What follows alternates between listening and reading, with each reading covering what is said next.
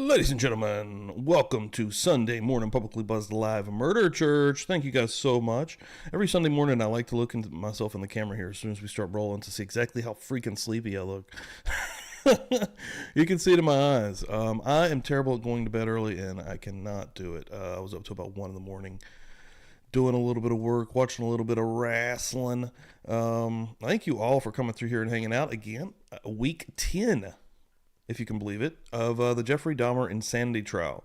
Yeah, thank you, Jay, for tweeting that out. I really appreciate it. Anybody that is in here right now, if you do see that on Twitter, send that out, retweet it. Really appreciate it.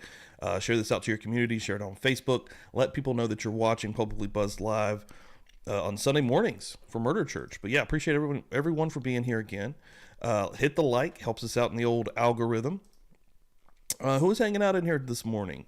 Tango Crochet, Jay, of course, my brother from another mother, Dizzy, lurking, hoping Murder Church will bring Dizzy back from the dead after a short illness yesterday. Oh, sorry to hear that, Dizzy. Damn, that ain't no good. Hopefully we can help you out. Hope you get you feeling a little bit better. Kelly, what's going on? Tango Crochet. Leanne, how you doing? Welcome from the UK. Hope you're having a good day. Megsy, popping through. Jeffrey Dahmer MVP last week, created by EJF, popping through here. Good morning, Jay Buzzers. I like that, Jay Buzzers. Everybody, good morning. Good morning. Good morning. And I saw Jessica popping through here. What's up? Thank you guys. Appreciate it. Strychnine going to pop through as well. Janet going to come through. Everybody. I love you guys. Seriously, what the hell? I'm going to hit the bells. I'm going to hit the early morning Murder Church bells to set the mood for us, folks.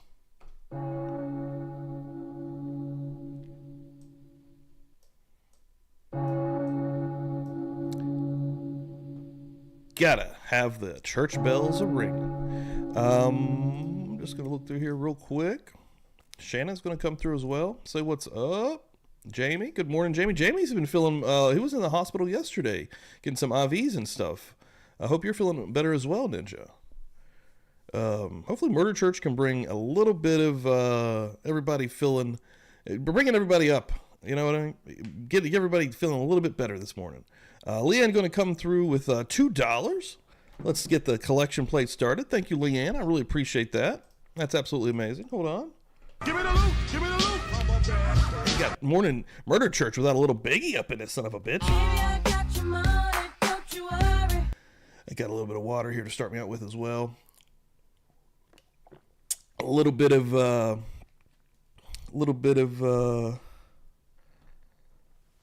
something else also to get me started this morning. Yeah, again, week 10 of the Jeffrey Dahmer trial, we are still looking at Dr. Palermo on the stand. This is his part 3. This is about 2 hours, this first part we're going to be watching here this morning. So it's pretty detailed. And again, this is the last part with Dr. George Palermo. I'm going to butcher some names early this morning, folks. And then we will be going into Dr. Samuel Friedman. I'll have to actually get, while we're live here, Friedman picture up here in a little graphic for him. But yeah, he's going to be coming in after this. But again, this is going to be 2 hours. This is going to be probably half of the morning here, this last part with Dr. Palermo. So yeah, again, let's rock and roll. Thank you all so much. Leanne, thank you again. Boom, getting that collection plate rocking and rolling. And Janet's going to come right behind you. Holy shit. Boom. And I'll give you a little bit of that. I'll give you a little bit of that. Baby, I got your money, don't you worry. Baby, I got your money, don't you worry. Gotta have it. ODB in the house, baby. I'll give you all a little bit of something a little epic as well to start us off with here. I see you, Denise, coming through here. Good morning from Cali, and it's early as fucking Cali. Jeez. Damn, good morning. Good morning. Ladies and gentlemen, we are now going directly in to the Jeffrey Dahmer from 1992 insanity trial. The continuation, week 10. Thank you for being here.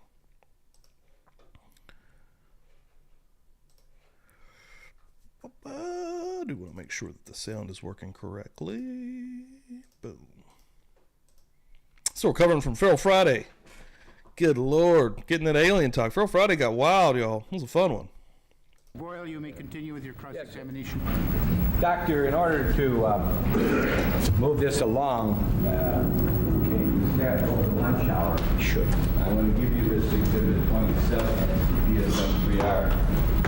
I tried to draft a little papers here.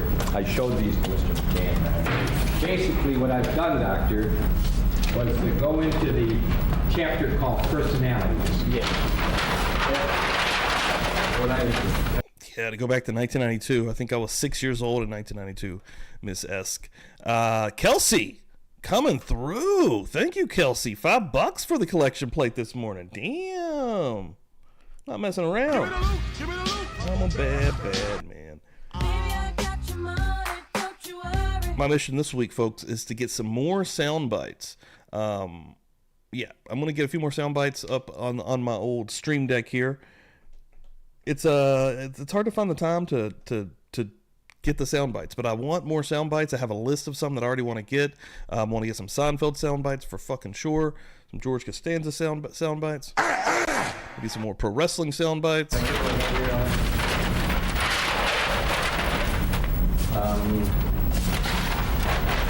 What I've done or attempted to do. You will be forgiven, Jessica, if you do fall asleep during church. Hold it here for a moment.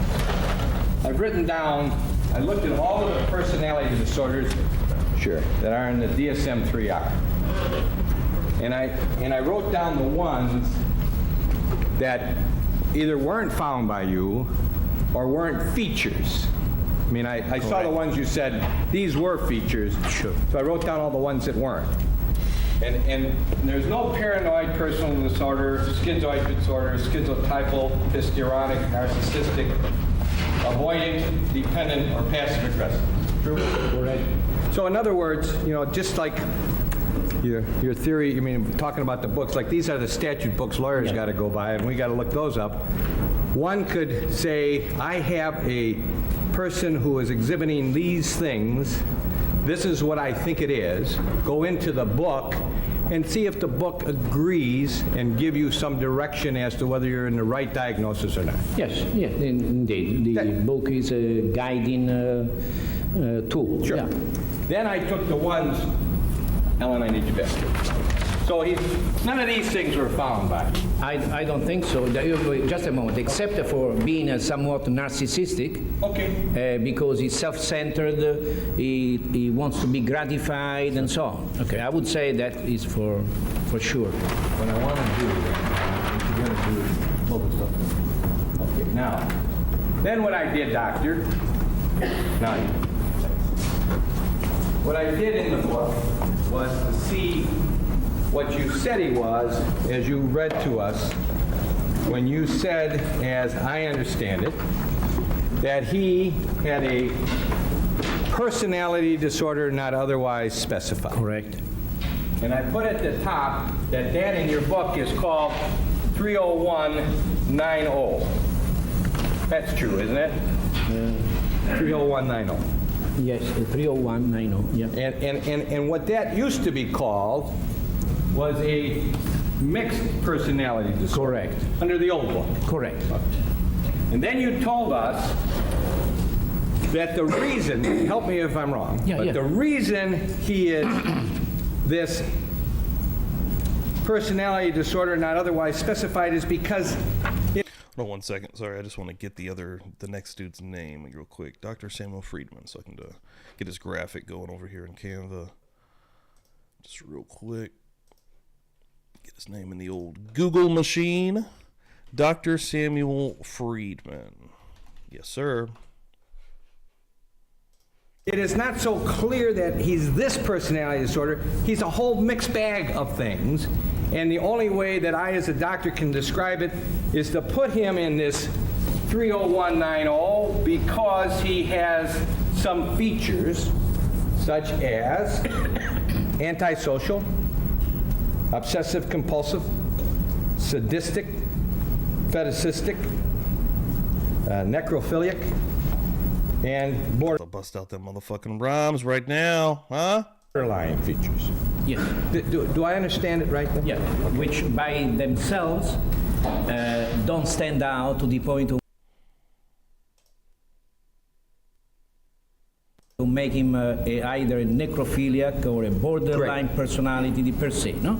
So, in other words, the reason for that is that he's got antisocial features, but he doesn't have an antisocial personal disorder standing alone. Correct. Because if you look at him, you would have to have been, before age 15, you would have to show signs of 3 of 12 things, and he just didn't fit into that. Yeah. Is that true?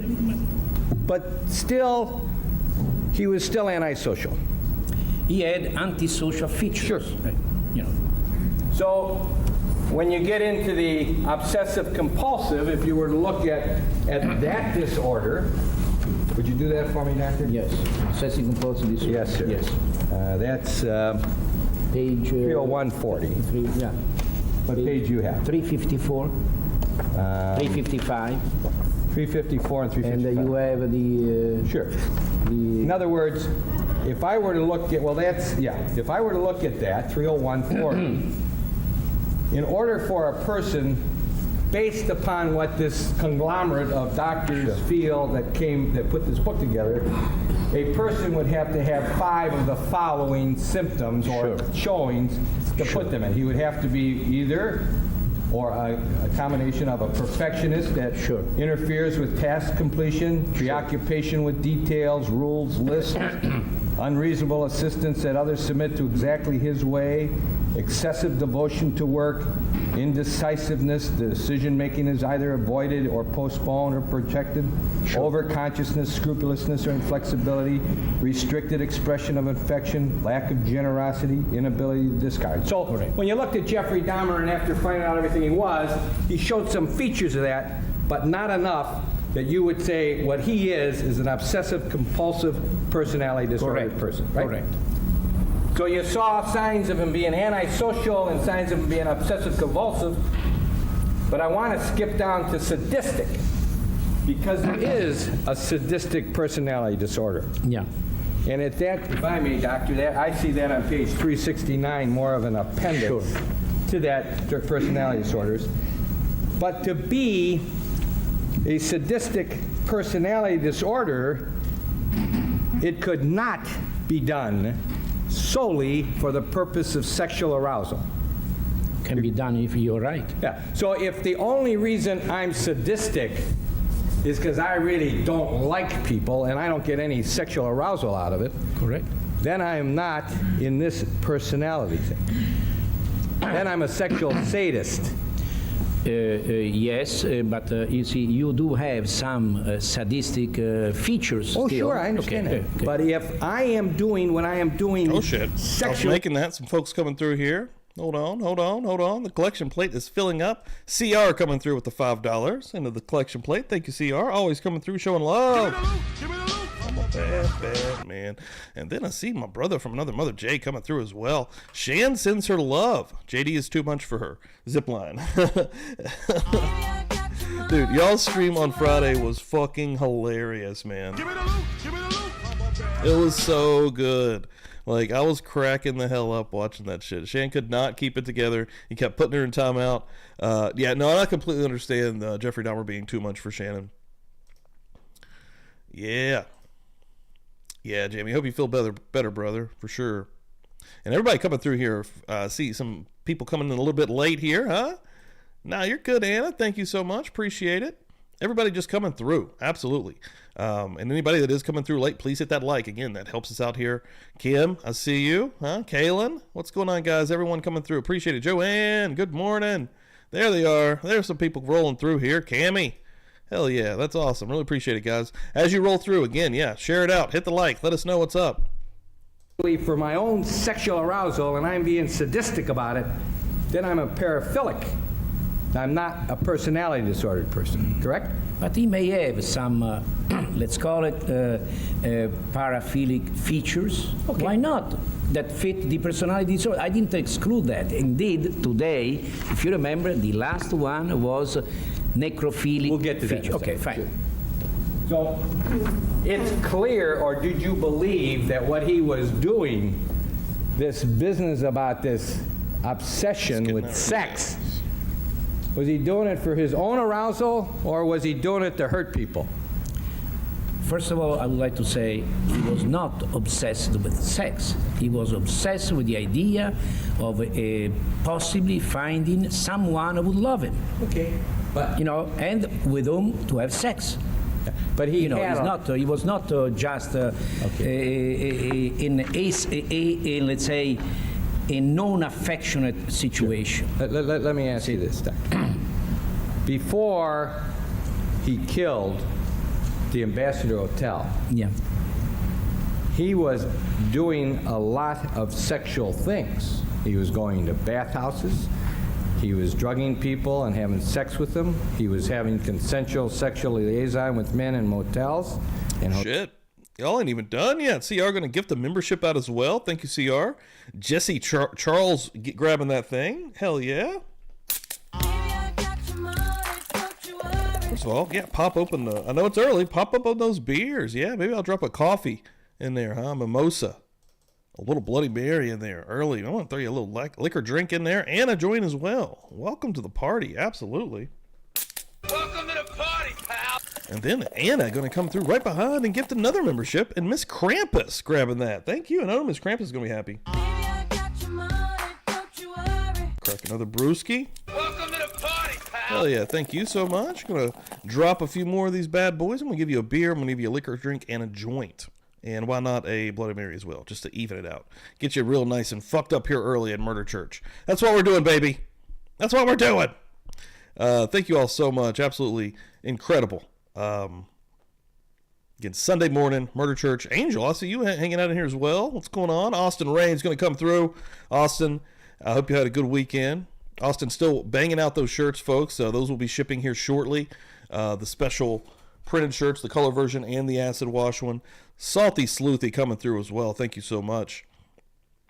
Hell yeah, everybody. What a crew this morning. Oh yeah, I see a wine drink coming through there. Angel's going to drink a little.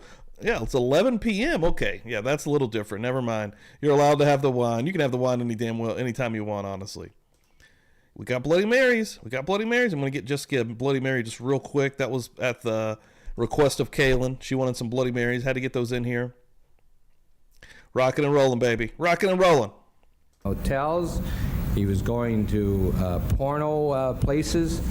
He was doing a lot of things that one would say, this guy is a very active sexual kind of person, right? Sure, normal people, average people would say he's a sexual maniac. Sexual maniac. Yeah, the vulgar term, let's say. Right. One might say, I'll tell you, I don't know what this Jeffrey Dahmer is all about, but he's like a sexual maniac. That's people would say that. Sure, But okay. meaning by that he's excessively into sexuality. That's right. But knowing Dahmer and what he told me, Jeffrey told me that the main reason was not just and only sex, was that he wanted to establish what he could not establish, actually, poor man, because he has this inability to really relate to people properly, because he's afraid of not being able to, and he's, at the same time he feels consciously and unconsciously rejected. But when you make your judgments about, you believe what he says and what your question about him, you certainly believed him when he said what you just told us, that Sure. he wanted a love partner. I think so. I think When he he always was- wanted a love partner. When he was telling you that when he would drug these people in these bathhouses before he committed a murder, that he would have 3 orgasms during the period he was with them, that's a lot of activity, isn't it? Depends. Depends, He's a young man, Sounds like a great combo. Murder Church with some steaks on the grill. Shit, Jesse. I don't think we can draw that conclusion. You know, You're right. Greedy for- You're right, Anna. You're 100% right. For someone. You know that he didn't go into the bathhouses until after 2 o'clock in the morning, didn't he? I know that. All right, so these sexual activities that were taking place between him and these people were after 2 in the morning and before, obviously, when he left the next day. I mean, you didn't stay there for days at a time, right? Okay. sure. All right. So I think it's clear that, and I appreciate you helping me out. You said he was like a sexual maniac. This is a person who wants a lot of sex. Wouldn't you say that? Yeah, I would say that, but I would like to qualify if you allow me. Please, the anything fact you want. that he had so many, as he said, sexual contact does not even mean that he had sex. We have no basis to say he actually had it. But let's assume that he had it. Okay. Okay? Maybe he was not too potent anyway. All right. Who knows? Sure. Okay. So we don't know Sure. about that. But you do agree that for him to have this sadistic feature, under your definitions in the psychiatric manual, that's sadistic features is really part of a personality disorder because it can't be sexual sadism, because sexual sadism is you're having sexual arousal for yourself by hurting people. So you never found him to be a sexual sadist, did you? Sexual sadism. Hypersexual, sexual sadist, over-aggressive sexual. A pure sexual sadism? Yeah. No, Oh, no. but- Yeah, never. He had a problem. He had a little problem. He couldn't control himself. What are we going to do here? Now let's talk about his fetishism. It's my understanding that if you got a fetish, your fetish is towards a thing that you want to maintain or touch or feel, and it kind of overpowers you. You become, this is your object of your desires. Not continuously, though.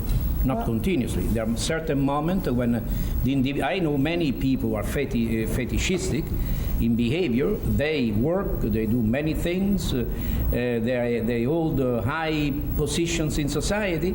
And for instance, I know one who is a man who wears a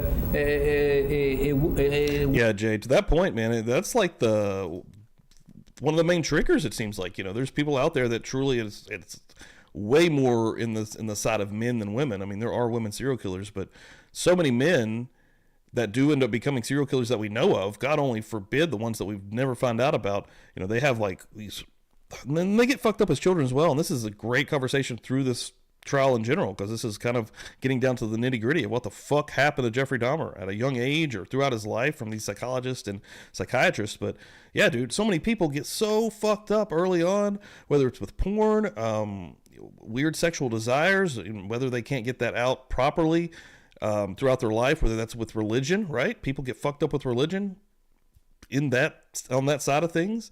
Whether you're looking at porno or whatever it is, and of course today, the insane levels of porno that is out there, literally just in your hand, talking about the cell phones, like, it's crazy, man. But at the same time, you have the argument of, like, I've seen it in the chat in the last 10 weeks. If he'd have had more access to porno, it was a different time frame, different time period, would he have been able to, for lack of a better term, relieve himself without having to go out and do these horrible acts? I don't really think so. I think it was a lot deeper than that. Not a little bit, a lot deeper than that. Again, psychological into the dude's fucking head and brain. But I mean, yeah, at the same time, there's something early on that triggers these dudes and women. I mean, it's not only men, but it's definitely way more men, but triggers these people to commit horrendous acts in the name of sexual gratification. It's fucking crazy. But yeah, that is a huge part and a huge portion of these maniacs and whatever you want to call them. But women's stockings, and he was a patient of mine, but he was an excellent individual. Otherwise, he had a high position and so on. So he was not always, acting upon this fetishistic Here's what your book says. It's not my book. Not my book. Well, these aren't my books. Yeah, but this they cover my content. This is not my book. This is a book that is used as a guide. Okay, Please. let's talk about your guidebook then. Sure. Okay. Your guidebook says 30281 Fetishism. Over a period of at least 6 months, recurrent, intense sexual urges and sexually arousing fantasies involving the use of non-living objects by themselves is an example, female undergarments. Yeah. That the person has acted on these urges and is markedly distressed by them. That the fetishes are not only articles of female clothing used in cross-dressing, transvestic fetishism, or devices designed for the purpose of tactile genital stimulation, for an example, a vibrator. Yeah. Now, is it your claim that Jeffrey Dahmer fits within this fetishism? You know, my claim is that it's more than that. That the original fetishism described by Kraft Ebing, that is recognized as has been the greatest authority in this kind of psychology. Yeah, Shabusiness is a little too close for comfort to this, right? And I was talking about this, you know, not to get into Shabusiness, but there's a movie called Necromantic 2 from Germany, and, you know, part 1 is fucked up as well, and I like fucked up movies, cult movies in general, but part 2 of Necromantic is way too close to what happened in real life with Shabusiness. It's not verbatim, it's not 100% of what actually happened in real life, but it's pretty damn close. It's pretty damn fucking close. But yeah, did anybody see the side-by-side picture of Jeffrey Dahmer and the victim of Shabusiness? Whoa. Is that fetish is primarily a part of the human body. Okay, but let's not talk. Yeah, that's true. Women commit serial murders for very different reasons and causes. We have had several in Florida die in the electric chair. We don't use Old Sparky anymore. But yeah, that's true. It's usually is a different. It's not a sexual gratification thing. More often than not. I mean, I'm sure it happens. I mean, I'm sure that does happen. But on the side of men compared to women, it's definitely almost all men who just get caught up in these weird desires, right? I mean, something breaks in your fucking brain. That's the only way we're covering this Rex Heuermann case right now. The Gilgo beach murders. I mean, the dude was fucking broke just from the Google searches that you can see. At one point in time, something happened to this dude, and then he could not recover. He didn't recover, whatever it is. Something flipped, and then he's stuck in this fucking weird psychosexual mode for life. I mean, he's always, anybody that watched Jay's podcast, I think it was the Thursday night edition, when they had Carrie and Mac on there. Holy shit, the facts and the knowledge that she was dropping about some of these people and the psychology behind it, and fucking go back and check that out as well. Holy shit. But it gets so deep, man. Like, about that. But the only word I can say that's out is they're fucking broken. These human beings are broken. Gentlemen, let's talk about your guidebook. My guidebook is I cannot follow that way because my guidebook is a guidebook. It's up to me to decide what I think is going on. But I just read to you what the guidebook says is a fetish. Would Jeffrey Dahmer fit within that definition? Not that definition, because I don't think Jeffrey Dahmer ever used any. I saw that. Yeah, there was a lot of. She was definitely, maybe infatuated isn't the word, but she was definitely interested in Jeffrey Dahmer. Garments, men or women garments, use parts of a man's body. The person that I just read about in the definition in the guidebook, that would be somebody who is suffering a paraphilic disorder of fetishism, right? I don't know. What page is 283, that? Doctor. 283? Yes. Yeah. It's under sexual disorders, I think. 283, sir. Here, fetishism. Isn't that in the chapter on sexual disorders? 302.81, fetishism? Yes, sir. And it is a sexual disorder. You see, my feeling is this, that I didn't read it, I will. No. That one cannot cut the individual as you cut a piece of a pie, let's say 10 pieces, 5 pieces, and so on. Sure. The individual is more complex. I understand. And I believe that the idea of talking about sexual deviation per se doesn't mean anything, because an individual is, first of all, a personality in action, with many facets. Of course. Okay? Of course. So to take just a behavioral manifestation of this person and to call him as they do, because I grant you that they do say that. Okay. They do say that. I think it's not fair. Fine. We are fine. much more than just fetishism or this or that. We are people. That's what. The guidebook says that if you fall into the category of having this sexual disorder, you're paraphilic. The Doesn't. guidebook, yes. The guidebook, yes. But Right. even Mao Zedong book used to say many things. I don't believe everything that is there. Okay, good deal. The way it's described. I understand. There's Next definitely a lot of factors there, and a lot of, again, we know some of the stories that was going on with his father, and just some of the weird stuff in general that's going on in his childhood. The stuff with the animals, again, the bleaching of the bones, and again, his father's on record as saying he thought that this was a normal way of spending time with his son because he saw that his son was interested in these things, I believe. But yeah, that's just, and I'm talking a young age. I think before 10, like around that age. I'm not. Don't quote me on these ages, but at a very young age, there was definitely some weird shit going on that maybe the father should have noticed early on. Instead, he kind of thought, hey, maybe he wants to get into being, I don't know, I'm just spitballing here, but maybe he thought that Jeffrey wanted to be a vet or go into some kind of medical field, having this interest in the anatomy and the intricacies of dead animals. I mean, every word that's coming out of my face right now is fucked up, but it's true, man. But yeah, at a young age, something happened, and it happens on a lot of individuals. To Angel's point here, he said how many people are on this planet, how many people that are actually end up fucked up. It's pretty amazing, and we all seem like angels. I'd agree with that, but I wonder how many people out there that we don't actually fucking know who never actually get caught, which again, in the time period we're in today, that shit's starting to go to the wayside. With the devices that we carry around on us at all times, these cell phones, the Google searches get these people every single time. Could you imagine Jeffrey Dahmer's Google searches if he lived in this time period? Holy shit. question. If I were to read Yeah. what the guidebook says Okay, good. about personality disorders, where you, by your words, have classified Jeffrey Dahmer in 30190, they never use necrophilia as a part of a personality disorder, do they?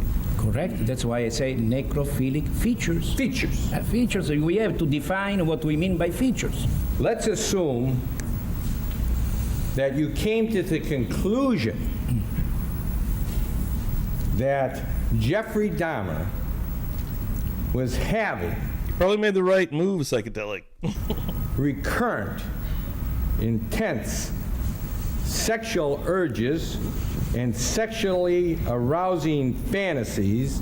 Yeah, I'll just touch base on involving- that real quickly. And didn't they say that Dahmer's surgery he had when his kid, basically his mother saying once he was put under a surgery as a small child, and once he actually received anesthesia, he was never the same again. I've heard this in other cases as well, where you get put under anesthesia, actually changes. I don't know if it's changing your brain chemistry, it's changing your fucking personality, because this shit, there's a lot of this on record, right? Maybe it's just people talking out of their asses, and that's like their excuses after the fact something like this happens. The mother got out of the situation early on, took the brother of Jeffrey Dahmer, her son with her, but yeah, after the fact, it's kind of easy to be like, well, I remember this one time, and she just kind of washed her hands of it pretty early as well. So, I mean, I don't know, man. having sex with dead bodies. Let's assume that you make that. No, I don't make it. No, I didn't ask you that. I said Okay. assume that you did. Would he then be a necrophiliac under the sexual I hate to keep pausing it, and I'm sorry, guys. I know it's going to take a while to get through this, but to Anna's point here, completely different time period in the way of a lot of stuff that's being talked about this. Not only health and behavioral issues and psychological trauma, but the factor that Jeffrey Dahmer was a gay man, right? That was definitely looked at differently in 1992. The AIDS epidemic was going crazy during this time period. Just the police officers and the way they dealt with the situation at his actual residence. They didn't want to touch it. They had all this weird, they had this weird situation, and it was because it was the way society was treating a lot of these people at that time, especially in the media and then in the news even, with the AIDS. And I grew up during this period and remember being a kid and that being always on television, always on MTV. And there was a real weird fear connected to it that you could catch AIDS just by touching somebody or being around somebody with AIDS. Of course, that all ended up being bullshit, but the hysteria that was floating through just the zeitgeist of humanity at that time. Of course, I was a small child, but looking back on the hysteria, you can 100% see what was going on. And it fucks up this entire... it fucked up everybody. I mean, Jesus Christ. disorders of paraphilia? If Jeffrey Dahmer would go around and, let's say, thinking continuously and only about that, I would say that he's a necrophiliac, but not otherwise. Jeffrey Dahmer is a personality in action. Jeffrey Dahmer, I think we do a disservice to Jeffrey Dahmer in calling him this, that. Jeffrey Dahmer is a human being who is who has a tremendous number of internal intrapsychic conflicts. He's a person who suffers and so on. And to take away from him his own personality by saying he's a necrophiliac or what would you say, just a fetishistic guy, I think we do a disservice. This man is much more. He's much than more, that. as you just told us. Yeah. What he is he's obsessive compulsive. He has features of being obsessive compulsive. Say so, yes. But yes. not in and of themselves. In other words, as a doctor, you can't say, I found the disorder of obsessive compulsive in him, because there aren't enough features there to make it stand alone, right? There are not enough features, but even without my looking and describing along the guidebook, I would say, for me, he is not. I've seen many obsessive compulsive. He does not have he does not manifest himself as an obsessive compulsive disorder. So what we have done then is we have found that what you've said is, instead of saying he's just necrophiliac or fetishistic, you're saying creature Jeffrey Dahmer is a whole bunch of things, and part of his personality is this, and this, and I find that therefore the only way I can categorize him using the guidebook is that he's a personality disorder not otherwise specified. Right? Okay. Now, Isn't that what you're saying? Can I clarify? Anything you want to do. Very good. Now, let's talk about what is a personality. Okay. Okay. Then we go to Jeffrey Dahmer. A personality is a composite of a total persons that develops through the years when the growing individual happens to be in contact with his environment. All of us, so-called normal, let's say, have features of dependency. We have sadistic features at times when we're not too nice towards people that we do, we are with, we like, and so on. We have also fetishistic features, because when someone of our dear ones dies, what do we do? Certainly we don't have a sexual fetishism, but we try to embrace even the dead body because of the importance we give to this dead body. This person who was dear to us and died. And that goes along with the borderline personality. Borderline personality changes mood from depression to elation. We all have these kind of things, not to that degree though. We are a composite of many facets, and we become sick when these facets become exaggerated. And that is what is called personality disorder. Fine. Personality disorder, okay? Okay, now, this book, 27, you have in front of you, Yeah. is called a Diagnostic and Statistical Manual of Mental Disorders. Sure. Now, I don't want you to give me an off-the-cuff diagnosis, but if assuming I'm normal, assuming I'm classified, if I come in and you say, how am I doing? You say, you're normal. I'm not in this book, am I? Yeah, you are there. What mental disorder would I have? No mental disorder. Oh, okay. You are a personality who has many facets. You are loving. You are a little bit sadistic at times, even in courtroom. You know what I'm saying? which He's making a really good point here. We're all kind of fucked up. which is a normal thing, because that's your job. Jeffrey Dahmer's out here laughing. He's got a smile out of him on that one. You know. You don't think I'm having sexual arousal? I don't think so. Not that type. Not that type. Not that. And the bull came through. You don't think I'm having sexual arousal while standing here? Like, that's the argument that's happening here. But the doctor on the stand is making a very good point here. We are all ultimately fucked up at the end of the day. Like, we all have fucked up thoughts. the difference is people acting on those thoughts, right? Time. But you know, that's What I'm trying to say is, these are mental disorders. That's what the book's for. these are mental disorders, Yeah. and these are Sure. the disorders that for many years we've been calling neurotic disorders or character disorders, personality disorder. These have nothing to do with psychotic disorders. The old classification that you still see here, because if you look into, I'll show you, this kind of thing is under personality disorder and non-psychotic disorders. Sure. The heading. Oh, I understand. You know, the guide, your guide, is telling you that. My guide, based upon what you're saying, says that none of these are psychotic. No, I agree with that. Non-psychotic. But my guide says that if he has certain traits that rise to a certain level, it is not a personality disorder, it's a sexual disorder. And you're saying he does not suffer from a sexual disorder. He suffers from a mixed personality disorder with many different features that form this personality, the total personality of Dahmer. I think that's everybody, Kim, right? At the end of the day, everyone's like, I'm not normal. Are we normal? You know, and then that's the thing, especially being in the true crime community. And then you see a case like this, a modern case like Shabusiness, and then you go, holy fucking shit, I think I'm normal, you know, or you don't, or you're going mad in your own brain and you're holding it together. You know, that's the thing about people in life, that you don't know what's going through. And that's the old saying, you don't know what somebody's going through. You know, be nice to everyone, essentially. And that's how I treat everyone in life. You really don't know what people are seriously, truly going through. And what could make somebody fucking snap, right? I mean, I'm not putting that to Jeffrey Dahmer, obviously. Deep, horrible issues mentally that was started at a very young age that he, again, could control at different sporadic points in his life. That's the whole idea of this fucking insanity trial, because he could control that shit. But people do snap. People do freak out. People do lose control all of the time. And in a high stress society, in a world like we have today, in 2023, No single You see it a lot. sexual disorder. No single feature takes over as a distinct entity. Is what he has.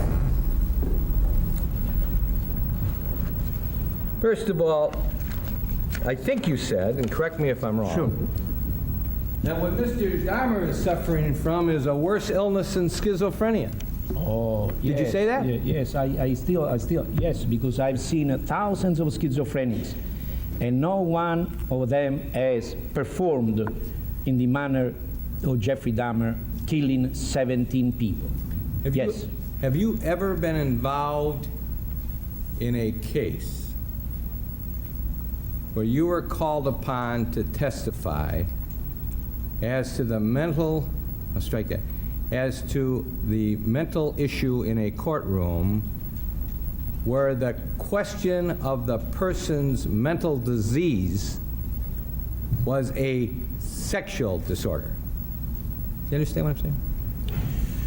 Yeah, but it's a part of the total personality. You know, in a sense, I've seen a lot of people who say are sexually disordered, and they have also a total personality plus the sexual disorder. Have you ever I found? have, yes. Have you ever found that a person? Is it okay if I stand here, Judge, or should I go back? I'll go back. Have you ever found a person who had a sexual disorder Yeah. to be mentally ill? A sexual disorder, to be mentally ill, yes. How many such people have you? I would say I can't tell you how many such people, but I would say that, for instance, maybe 3% of the sexual disorder, indeed, 3% of the paraphilias may be psychotic. Okay. But I don't think Mr. Dahmer is psychotic. Fine. So 3% of the paraphilics might be mentally ill. I'm saying, excuse me, I correct, necrophilics, as you say. Have you dealt with necrophilics before? No. First- It's such a rare thing. Yeah, sure. That is, you know, I didn't have I even discussed this kind of thing with other people, excellent criminologists all over America and Europe, and They have not seen any in their life, and people have been professionally engaged in criminology for 40 years. We have very few cases. So How about Dr. Resnick in Cleveland? Did you talk to him? no, I didn't talk to him. No. Tell me if Jeffrey Dahmer, whatever he was, personality or otherwise, Yeah. take it the way you said it, whether or not that in any way affected his mental or emotional processes as he was going along this track of finding people and killing them. I think that whatever he was doing was a consequence of his own disordered self. I understand, see- but when he was doing it, accepting the disorder that you tagged on him, Yeah. was that affecting his mental and emotional processes To what degree? I don't know. that caused him to continue doing it? No. All right. No. Is it your testimony, Dr. Sure. Palermo, that after Jeffrey Dahmer committed his 5th murder or 7th murder, that he could have said, enough, no more, and never done it again without treatment? Let me say this. I would say that he could have said, and I'll tell you why. Because after when he was before the judge for this Other one. otherwise, as he was able to lie and not tell the truth to the judge and to you, Mr. Boyle, he would have been able to exercise the same power and tell the truth. So he was in command. He was a liar. But I don't know if Lie. liar, I don't want to go, but he was in command of the situation. But he was could lying. have said it or not. He was lying. Wasn't he lying to his probation officer? Didn't he lie to the judge, his lawyer, his family? He was lying all the time. Yeah, but Isn't that let's true? call it lying. Yeah, I would say lying. I mean, yes. he is telling We love it. untruths because Love this guy. he Actually, waking him up, Jay. Yeah, probably. wants to achieve something. Isn't that why we lie? To achieve something or to deny something? Yeah, I would say that he was, I would say he was lying, yes. Yeah, but not, that he was lying, yes. But doctor, just before he was going to jail to serve his sentence, just before, Yeah, he went and killed again, right? yeah. And he took that poor man's skull and put it in his locker at work so that when he was out of the jail surrounding, he'd have this thing to look at. You agree? Yes. Now, my question... I was just about to take a little bit of a detour there, as you guys seen, but I wanted to come through before it disappeared for Donna Miner. Excuse me, I'm about to call you Donna Miller. Donna Miner. I can't even. I'm done. I quit. Ladies and gentlemen, we're out of here. It's been a good day. Donna Miner, $1.99 super sticker. Thank you so much. Baby, I got your money, don't you worry. Boom. Get my tongue untied here. Donna, thank you so much for that. Really appreciate it. And then down below, Art with Viv is going to come through with $10. Has anyone started passing the collection plate? Here's something for Pastor Steve. Thank you, Viv. I appreciate that. They did start passing it early, and I appreciate the shit out of that. Baby, I got your money, don't you I'm going to hit you with one of these. This is gun country. And I'm also just going to, just for good measure, I'm going to hit you with little Jim Leahy this morning. I'm sober enough to know what I'm doing, and I'm drunk enough to really enjoy doing it. It's a good possibility, Jay. It's a very good possibility. I need to start muting that out, huh? No, that makes it more real, baby. Makes it more real, like, I'm telling you like it is, baby. we ain't messing around out here. But I will return momentarily. Thank you guys so much. It's been, oh my God, no! Woo! Yes! Miss S coming through. $4.99 super sticker. I'm just here for the zip lining. Boom! If Shannon is hanging out, she is now hysterically dying in her chair or on her couch. Baby, I got your money, don't you That clip is freaking hilarious, though. That dude that just continuously wants to zip line. He's not there for the chick. He doesn't give a shit about the contest. I'm here for the fucking zip line, baby. I'm going to be zip lining all day long. I don't care. I'm going. He was so damn serious. It was, that episode was fucking amazing. Like, Jay, you guys knocked it out of the park. It was really fun just to see you guys just honestly just let your hair down, quite frankly. Which happens a lot on Jay's channel. Jay has a lot of good ass streams, but this week they got deep into the list case, all right? They were out on the fucking move, all right? Boots on the ground, no pun intended, going to locations in the vicinity. So yeah, that was a much needed stream, I think, brother. 100%. These communities right now, J-Buzz Nation, J-Bo Nation, killing it out here. Because sometimes, and just like the show on Friday, we did an alien show. We get deep into so many fucked up cases. You're right now hanging out in Murder Church, watching an insanity trial from 30 years ago with one of the most prolific, fucked up humans that's ever lived on this planet, Jeffrey Dahmer. Okay? We go through some fucked up stuff here. So, thank God that the community is with Jay, because we can have some fun. I think this is the perfect personality for the true crime community, honestly, to bring a little bit of lightheartedness to a lot of this, quite frankly. But I am going to keep playing this, and I'm going to go see a man probably about nothing real quick. Donna. Baby, I got your money, don't you worry.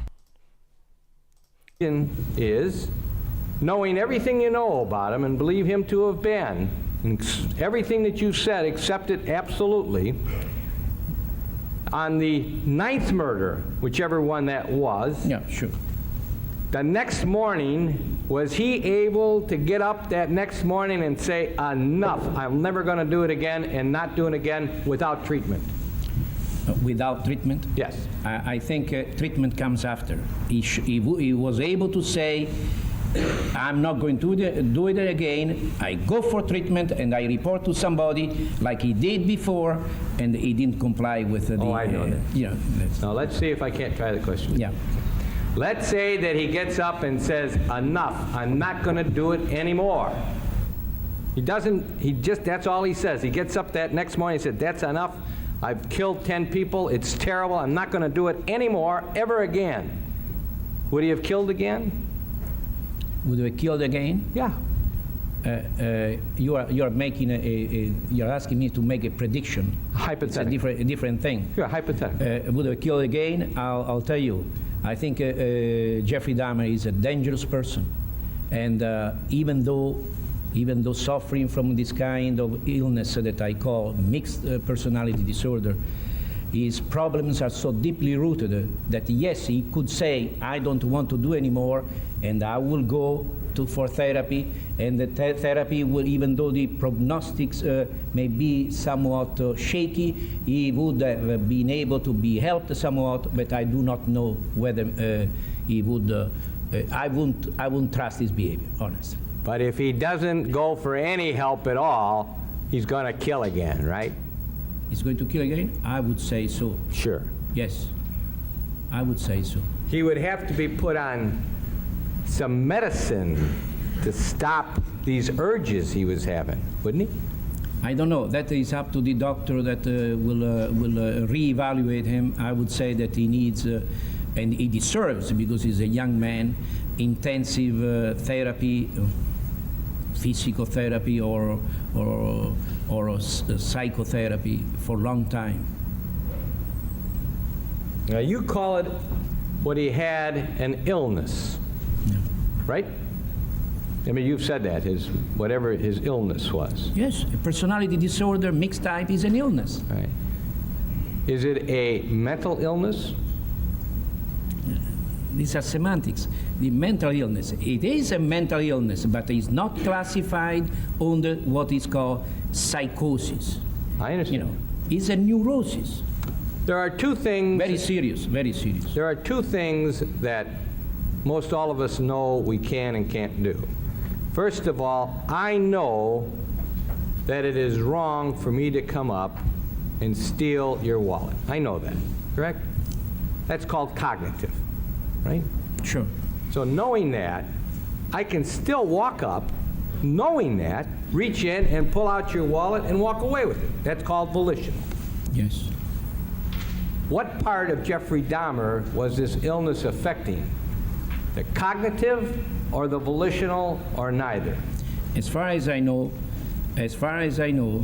from what I learned from Jeffrey Dahmer through the examination, Jeffrey Dahmer knew exactly what he was doing. He was planning whatever he did. He had taken precautions, very, very, I'd say, good ones. And he knew the consequences of his actions, but he did not want to stop it. Okay, so the cognitive is out of the question, and now we're talking about the volitional. It's your testimony that with this illness, he could conform his conduct to the requirements of law. Yes, yes. But you have just said that if after the 10th killing, he woke up in the morning and said, that's it, no more, he would have killed again unless he got help in treatment. But he was able to stop it like he did many other times before, because between the first homicide and the second, there was a lapse of many years. Many years. He decided not to do. Actually, he did not want to do it. When he was... That thought process that you're saying right there, Jay, the 90s are what I used to think about the 60s, but even later. Dude, that shit freaks me out so hard. Like, what is the one thing? So that 70s show started in 1998, and the show is set in 1976, 77 the first year, I believe. 20 years previous. Think about that. It's 2023. 20 years previous to us is 2003. Okay, I graduated high school in 2005. It keeps on a cranking, baby. Keeps on a rolling. This thing ain't stopping. It ain't slowing down for nobody. It only actually gets faster. The older you get, it feels like. Also, with at his grandmother's, he refrained from doing anything like that, and he was apparently told me I was able to do it. That's it. A few more questions. Yeah, sure. Is he an alcoholic? What you say? Jeffrey Dahmer an alcoholic? Jeffrey Dahmer is yes, he is. Now, to that fucking point, Brooklyn, 1992 was a great year for film. I'm a huge fan of movies in general, comedies, horror, cult. But yes, Death Becomes Here is one of the greatest movies of all fucking time. It's a good one. He has been drinking. You out there watching USA Up All Night back in the day? Huh? Drinking for a long time, and increasingly so. Would these murders have happened, in your opinion, based upon how you've diagnosed him, if he was a drinker or not? Yes, he was drinking. No, Yes. I say no. If he wasn't a drinker, let's say he never had a drink in his life, but he had that same problem that you have, that we've talked about, would he have still done this? Would I still, sorry? Would he have still done this? Would I still done it? Would he? I think that he would have still done it, only that the alcohol facilitated, as he told me, this procedure. But he still would have done it, whether he is... I think so. Now, without trivializing this, I don't even know why I Yeah, try that sure. word, it's a tough word. Without trying to make light of this, you're telling us that because he didn't kill between 1978 and 1987, that meant that he didn't have to kill, he wasn't being forced to kill by some kind of mental illness after 1987. Isn't that what you're saying? No, I say that he was able, capable of refraining from doing whatever he did before, whatever was bothering him, to the point of not doing it. Let me ask you this. Yeah. We all know and can relate to alcoholics. We either are one, or we've seen one, or we've been close to one, or we have a relative who's one. The alcoholic in question never quits drinking. Never. Drinks himself to death. That's obviously a terrible thing. Forget about him. Forget about the alcoholic who's an alcoholic and stops drinking. Just stops drinking. Goes to AA, goes to a hospital, whatever, and stops drinking and doesn't have a drink for 10 years. And then all of a sudden starts drinking again. Is that person that I have just described a person who could still keep from drinking if they chose not to drink? Yes, that's what the Alcoholic Anonymous says. There's people that go to Alcoholics Anonymous who try very hard to stop drinking and fail, correct? Oh, sure. Sure. As a matter of fact, there are a lot of people who stop drinking and then they have a change in their life, like the death of their wife, and they start drinking again. Yes. So the fact that Jeffrey Dahmer quit killing people for 9 years doesn't mean, does it, that when he started up again, that he just said, I'm just going to start to kill. Is that what you're saying he did? I never said The that. bad question, I'll withdraw it. No, okay. When Jeffrey Dahmer started killing again, I'm not talking about the Ambassador Hotel. If you accept the fact, we'll strike that. Do you accept the fact that he has no recollection of that killing, or do you think he's embellishing that? I think that he said that he was heavily drunk, and he didn't know how to explain to me what happened. He found this man at the Ambassador Hotel dead. He was lying on the body. You believed him? I believe him, yes. Okay. You believed him about that? Yeah, he said he drank so much that he does not remember. Now, the next person he killed, the very next person he killed, do you believe that he, at that time, made the conscious choice to kill, or do you believe that he gave in to this strong sexual desire to have a dead body with him? I honestly, I do feel that if he would have Okay. wanted, he could have stopped So when the he action, really. did he say to you, as he said to Minner, Donna Minner. Gotcha. I'll probably forget that. Now, please, if I butcher that in the future, do not hate me. I am the worst. I am notorious for butchering people's actual names. I'm not terrible at reading. You know, I read through a lot of random shit on this channel. You know, but names get me. Donna Minner. Minner like dinner. Bam. Gonna try to store that in the old noggin up here. Anybody new popping through here, please subscribe, guys. Please hit the like as well. Really helps us out here on the old YouTube algorithms. Share this out to your communities. Let people know that you're hanging out this morning at Murder Church and with Publicly Buzzed Live. Share it out on Facebook. Share it out on Twitter.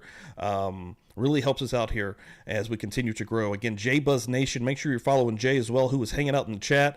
One of the best channels growing rapidly here on YouTube as well. Yeah. Thank you guys all for hanging out this morning. Really appreciate it. This is, again, week 10 of the Jeffrey Dahmer insanity trial, as we are about halfway through this now. We still have a long ways to go. We're going to be doing this for quite a few months. So, yeah, appreciate it. Missy Mayhem coming through here. Good morning, Missy. Thank you. Appreciate it. Love it. Yeah. the other two doctors. He just threw in the towel. He knew it was all over after the Ambassador Hotel. He couldn't stop himself anymore. The urges were too strong. Did you believe him when he said that? The urges were too strong, yes. You didn't believe him? Yes, I believed him. So what? But the urges are too strong. I too have some urges, very strong at times, but I control it. But you're talking... I see Devil Doll lurking. She got gifted a membership by CR.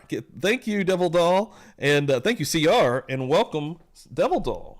Welcome to the party, pal. Boom. And I'm going to go ahead and give you some satisfying pours, even though it is early on a Sunday. Love it. Love it. Give you another one. Yeah.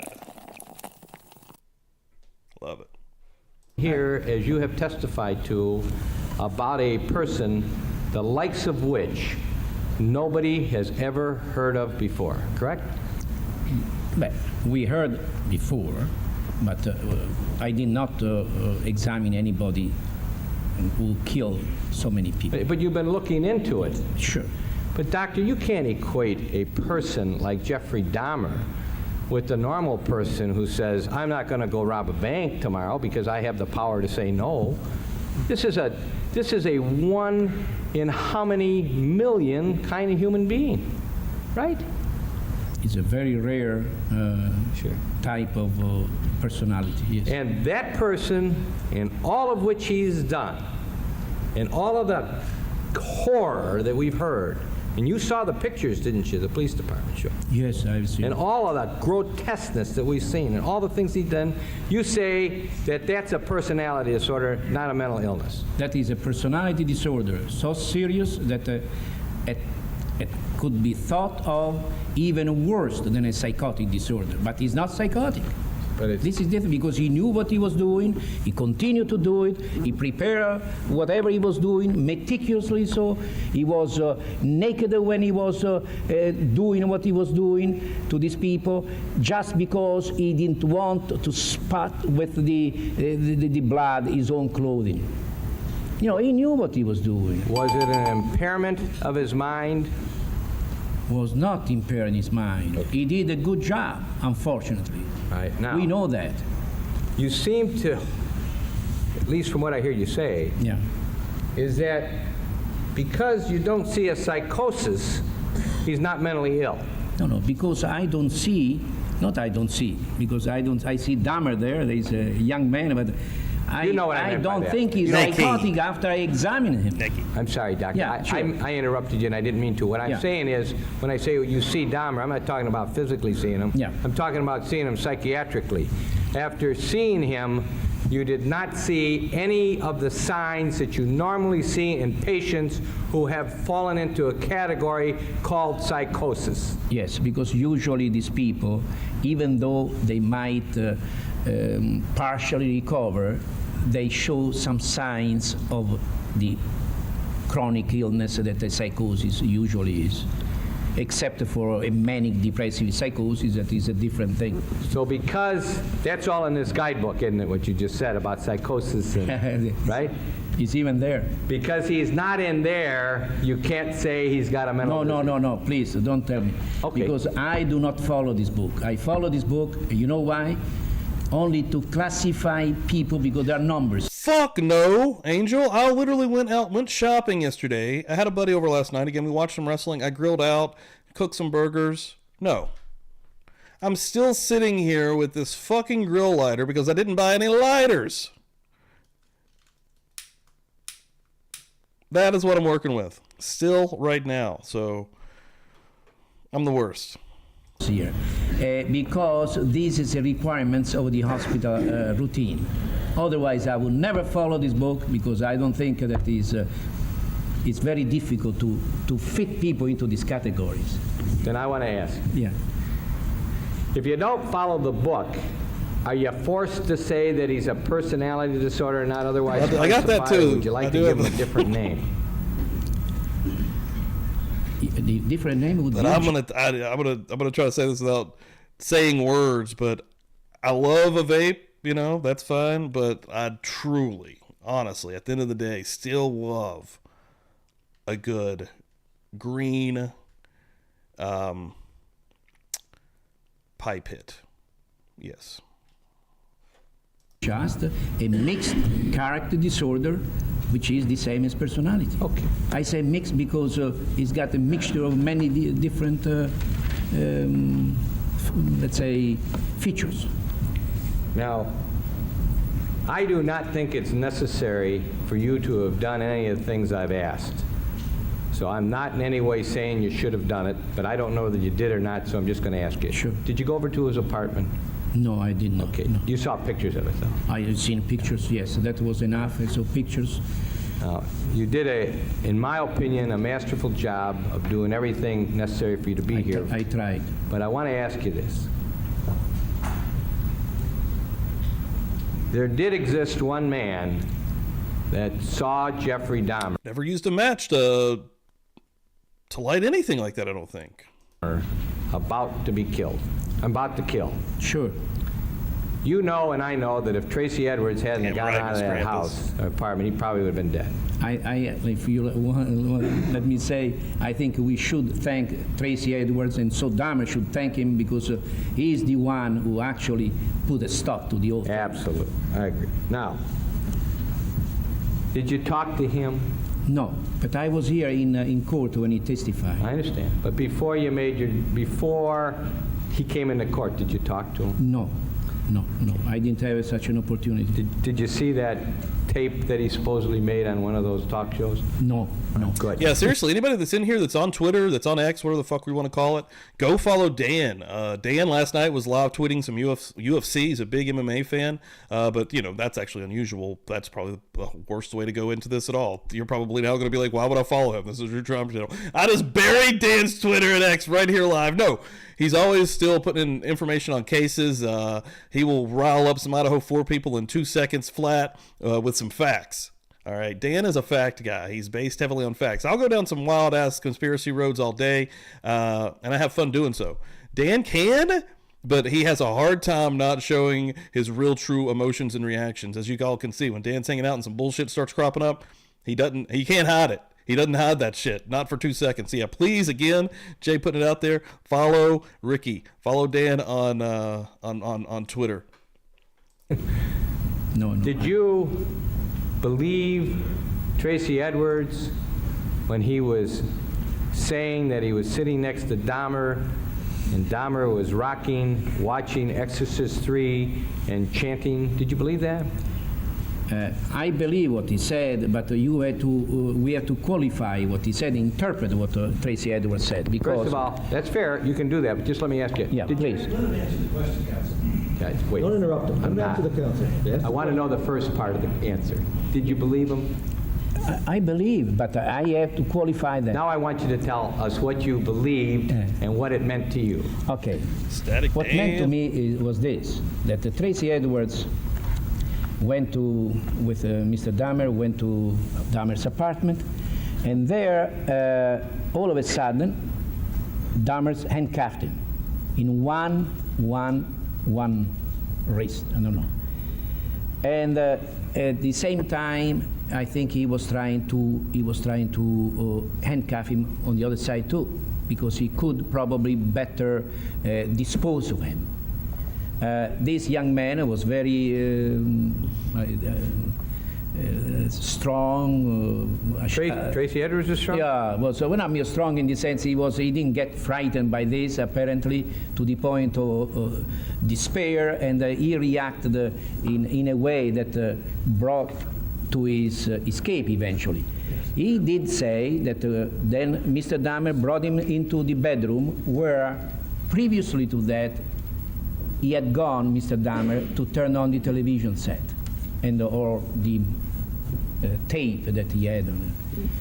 And that he noticed, first of all, he realized that, that Mr. Dahmer, something must be wrong with this guy. The only thing that will make X okay, the name X, is if Elon buys the rights to the DMX song X Gonna Give It To You. That's the only way he's getting a pass, is if every time you log in you hear X Gonna Give It To You. And he used the word, I think, I thought he was crazy, like everybody would have thought. And while he was there, probably frightened and so on, he did see that Mr. Dahmer was humming, I think. He did hear, this, that he was watching the television, humming and so on.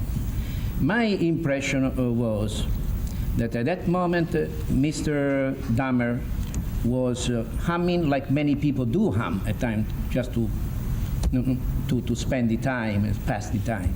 But he was actually thinking how to get that person and all of a sudden and handcuff him. This was what Mr. Dahmer was doing. He was humming and thinking, how do I get him? That's my impression of what he said. It's a fair interpretation. Now, how about when he got him on the ground? Is it?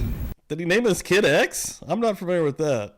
And he was laying over him and had his ear to his heart. What do you Oh, think no, of the that? growl. No, Anna's nailed it, yeah. Just give the growl. You log in, you just hear the arr, arr, arr, arr. My What dog was is that? no. Sorry, Gypsy. My dog is no barking because I just. But Gypsy, it's okay. It's okay, Gypsy. Oh. How did you interpret that Mr. Edwards told you? I don't. If he was over him, he has to, I don't know why. I have no interpretation for that except that it was an accidental thing. How about the fact that Mr. Dahmer had a knife out at Mr. Tracy Edwards' side? What did you think of that? Sure. I thought probably eventually he would have killed him. Yes. I've disrupted all the animals this morning at Murder Church, my lord. Eventually he would have killed him. I have no doubts about that. But you see, that's why I say in my Damn report right, Ali. that I don't believe Damn right. that this behavior was actually sexually necrophilic stimulated. I think it was. We are dealing with a young man who is has a pent-up aggression within himself, and all of a sudden this aggression, let's say, erupts. Okay. Actually, if you want to hear what is my interpretation of the whole thing, I can tell you. I believe that Jeffrey Dahmer killed these people eventually because he wanted to kill the source of his homosexual attraction. By doing that, he would kill what bothered him. That's my interpretation, the dynamic interpretation. Doctor, what you're saying is he hated his homosexuality. Correct. He didn't know how to deal with that.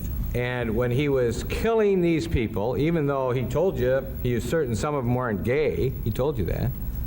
But the majority, you see, some were not gay, but some were very good looking. Still got folks rolling through here. Good morning, everybody. Thank you all, man. I love it. Tree Baby Tennessee, Unravel, Allie. Thank you all, man. This rules. As you guys do creep through here this morning, thank you very much. I'm going to give you all some extra bells, but please hit that like. Let everyone know what you're watching as well with a share and some extra bells. And Gypsy's calming down now after my little outburst there.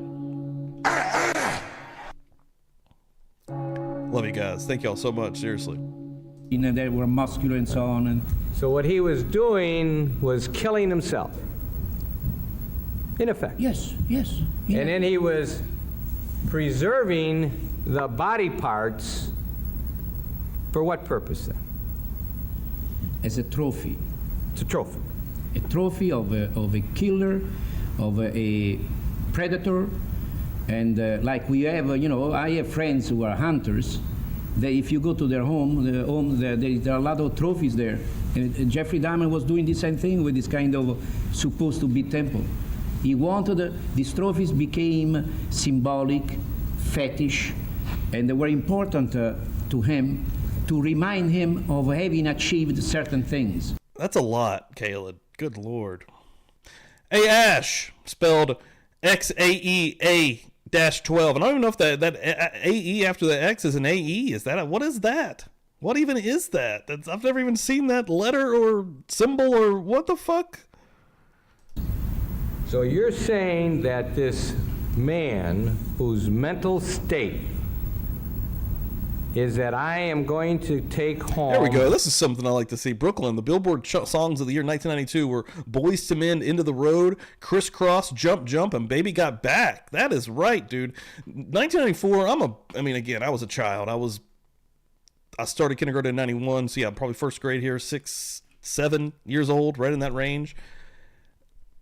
Nostalgic for me is looking back on this era because, as a child, like that's when the memories are really starting to form. TV is starting to kind of hang with you a little bit.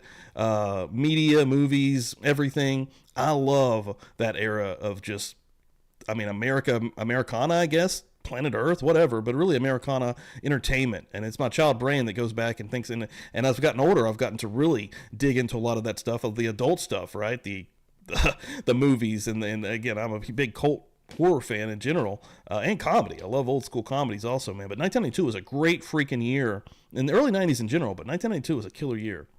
And for music, I'm going off on a tangent about movies, but music in general, man, 1992 was a banger. Another man who may or may not be a homosexual and kill him because in doing that, I am killing myself to wit my homosexuality. This is a subconscious thing. Yeah, I understand. No, it's not conscious, please. I understand. Yeah. Subconscious, though. Subconscious. Subconscious does cause us to do things, does it not? Sure, subconscious. So he's back killing him.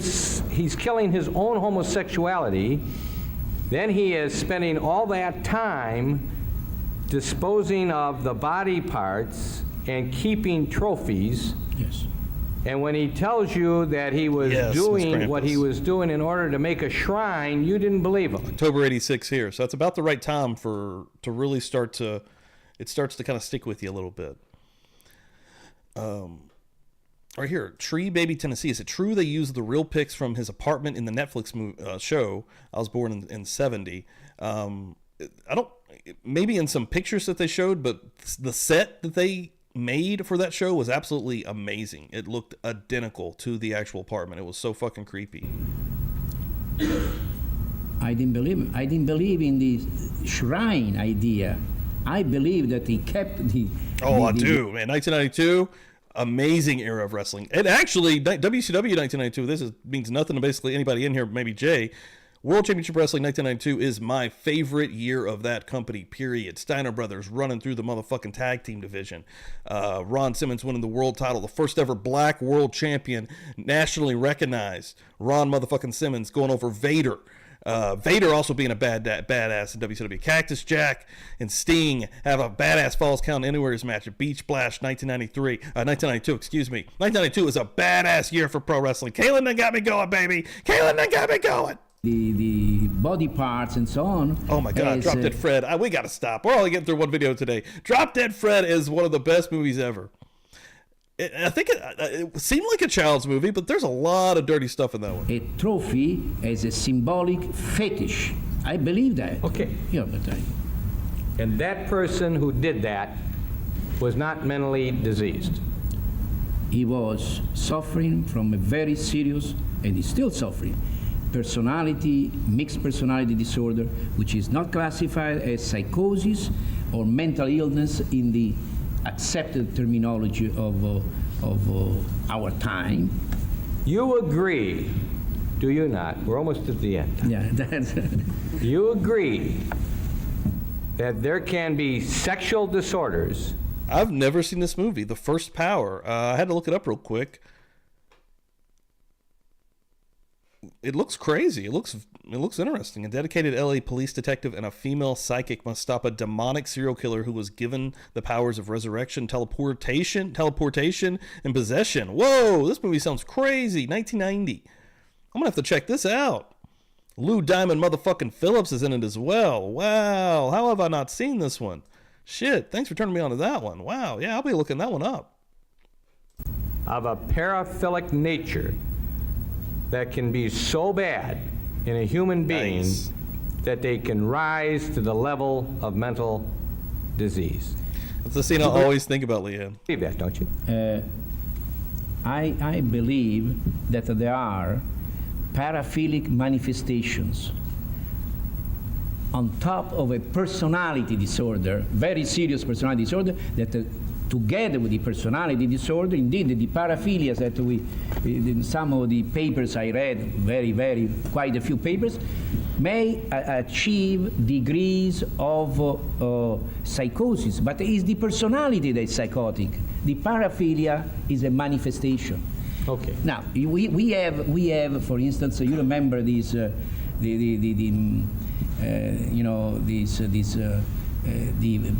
idea of the vampires, werewolves, and all these kind of things. It was Bela Lugosi was. Get them in here. Where the hell is Manny and Halle Berry? Do I have to send out a bet signal? They don't wake up. They ain't waking up. Portraying this kind of thing on television. These are a little bit of exaggerations, and Sure. it's,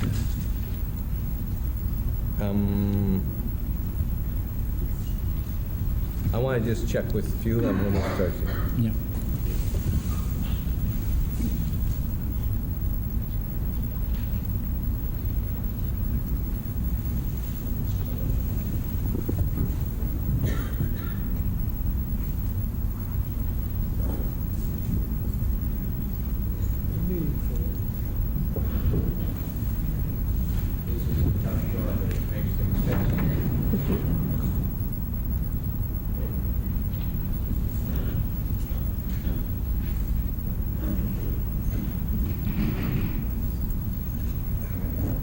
Do you believe when Jeffrey Dahmer said that he went to the funeral parlor to try and find a body and he found one of a young man that he found attractive, and a couple weeks later he went out to dig it up to bring it home. Do you believe that he was trying to do that? Honestly, I have to say, he never told me that. Oh, he never told you that? No, he never told to Dr. Friedman, I don't know where is it, either. We were very surprised to hear that. Well, we didn't know that. Let's assume that he is telling that to other doctors. I mean, that's not any big revelation. I tried it one time. I'm asking you the question, if that were true, would that in any way alter your opinion? Not at all. Now, do you feel that Jeffrey Dahmer Ultimo Dragon. Yes. The Chad right now was wrestling in cult movies. This is fucking amazing. had sex? When you went and saw him and you read the police reports, it's clear that he was really telling the police that he was doing a lot of sexual stuff after death. True? I mean, that's, no, I mean, just that. Yeah, That's, yes, but not to all the corpses, let's say, you know. But he was doing them to at least some. Yes. Who would have watching some Joe Bob Briggs, though? Huh? You motherfuckers definitely were watching some Joe Bob Briggs, it sounds like to me, back in the day. And if you were watching Joe Bob Briggs, do you still watch Joe Bob Briggs on Shudder? Oh, sure. Okay. That's what he told the police. He told me too. That's not inconsistent with what you were telling us before about your belief that the killings were really not for his own sexual gratification. The primary reason he was killing was because of he hated his homosexuality. This is a dynamic formulation that I expressed, which should be verified. But this, I think that basically, unconsciously, this may be one of the reasons. Yeah. One final question. Yeah, please. Assuming that you're right,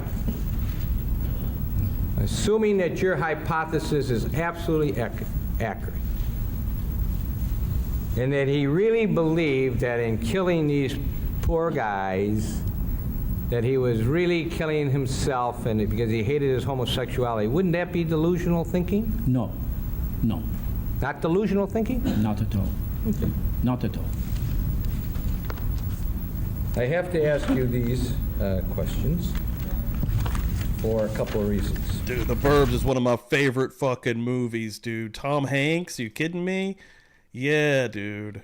That's a great film. That was the era, like, they don't make movies like that anymore. Like, they don't make fucking movies like that are, like, creepy, hilarious. And if they do, it's usually lower budget. But, like, Hollywood used to put out some great fucking films. Different films. Original films. I just remember there's some little notes there. He never told you, did he? He never told you that he drilled after death, did he? Did they drill after death? After death. He never, Yes, he told me. on all the people? No, in 4 people. No, but did he tell you I drilled after death on 4 people? Yes, he told me. I have my notes. And they say Do me a 4 favor, people. just to satisfy me, not now, but Yeah. later. Just go in there and show me that in your notes. You don't have to do Sure, it now. okay, fine. Did he say to you that I got a kick out of the killing, or did he say to you, I only did it because I wanted sex, and the sex was the satisfying part, not the killing part? What did he tell you? Did he enjoy the killing? Let me see. Enjoy the killing? No, I think what he said that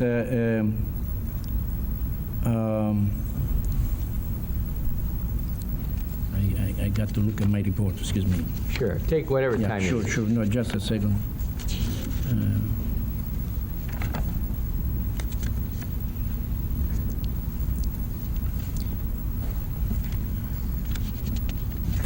I think what he said was referring to the entirety of this happening. You know, But he never said I enjoyed killing people. He never told you that. he said no. He said that he enjoyed logical. You know, he enjoyed sex with his people. Okay. He enjoyed sex with his people. Oh, Yes. man. Sure.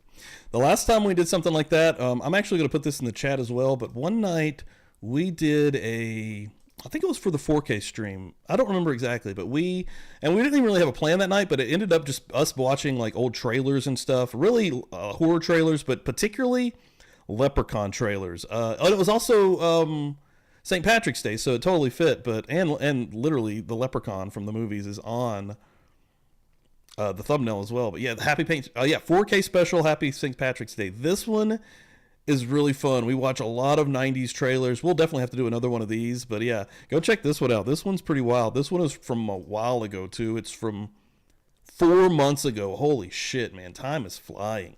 But yes, Anna, one night we're going to do a 90s nostalgia Feral Friday. Wouldn't that sound fucking dope? Sure, but, you know, that was a means to an end, the killing. He didn't say, I want to kill him. No, Okay. I don't believe that he actually he killed. Yeah, You but know, he didn't killed. enjoy He it. made the choice to kill, but you know that's not the primary gratification. I don't think. I think we cleared it up. I just wanted to make sure. That's badass. I met Dan Aykroyd in a pub at Glasgow.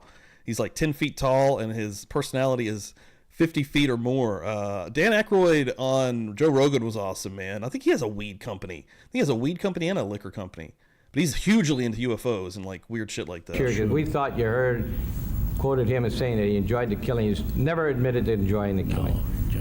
Did he ever tell you that he felt remorse? I would say that he didn't. He said, "I'm sorry that it happened. I like to make, if I remember well, amends in some way. I know that I did terrible things, Sure. and I had to pay for it." That's what he said. Didn't he express the fact that he hurt a lot of other people, including all the victims' families? Sure, he did, and yes, he did say that. He did say that. Lakota's gonna come through them church doors in the morning. What about this business about... Still love Winona Ryder you now. used something, and at least I thought you did, about black people. He never said that he was afraid of them. What he said was that he's afraid what might happen to him after, but he never said he's afraid of anybody of any certain race, color, creed, did he? No. He's afraid. No, he said specifically that he was afraid. That's why there was a little bit of paranoid thinking that we cleared with him, Dr. Friedman and I. And he said, you know, I am in jail, in prison, and the majority of the prisoners are black, and I'm afraid that they do me in. He's talking about the future, though. The future and the present now. Yeah, that's now. right. I mean, now. because... Well, he's Before this, the incarceration, no. Yeah. He was not afraid of blacks. No.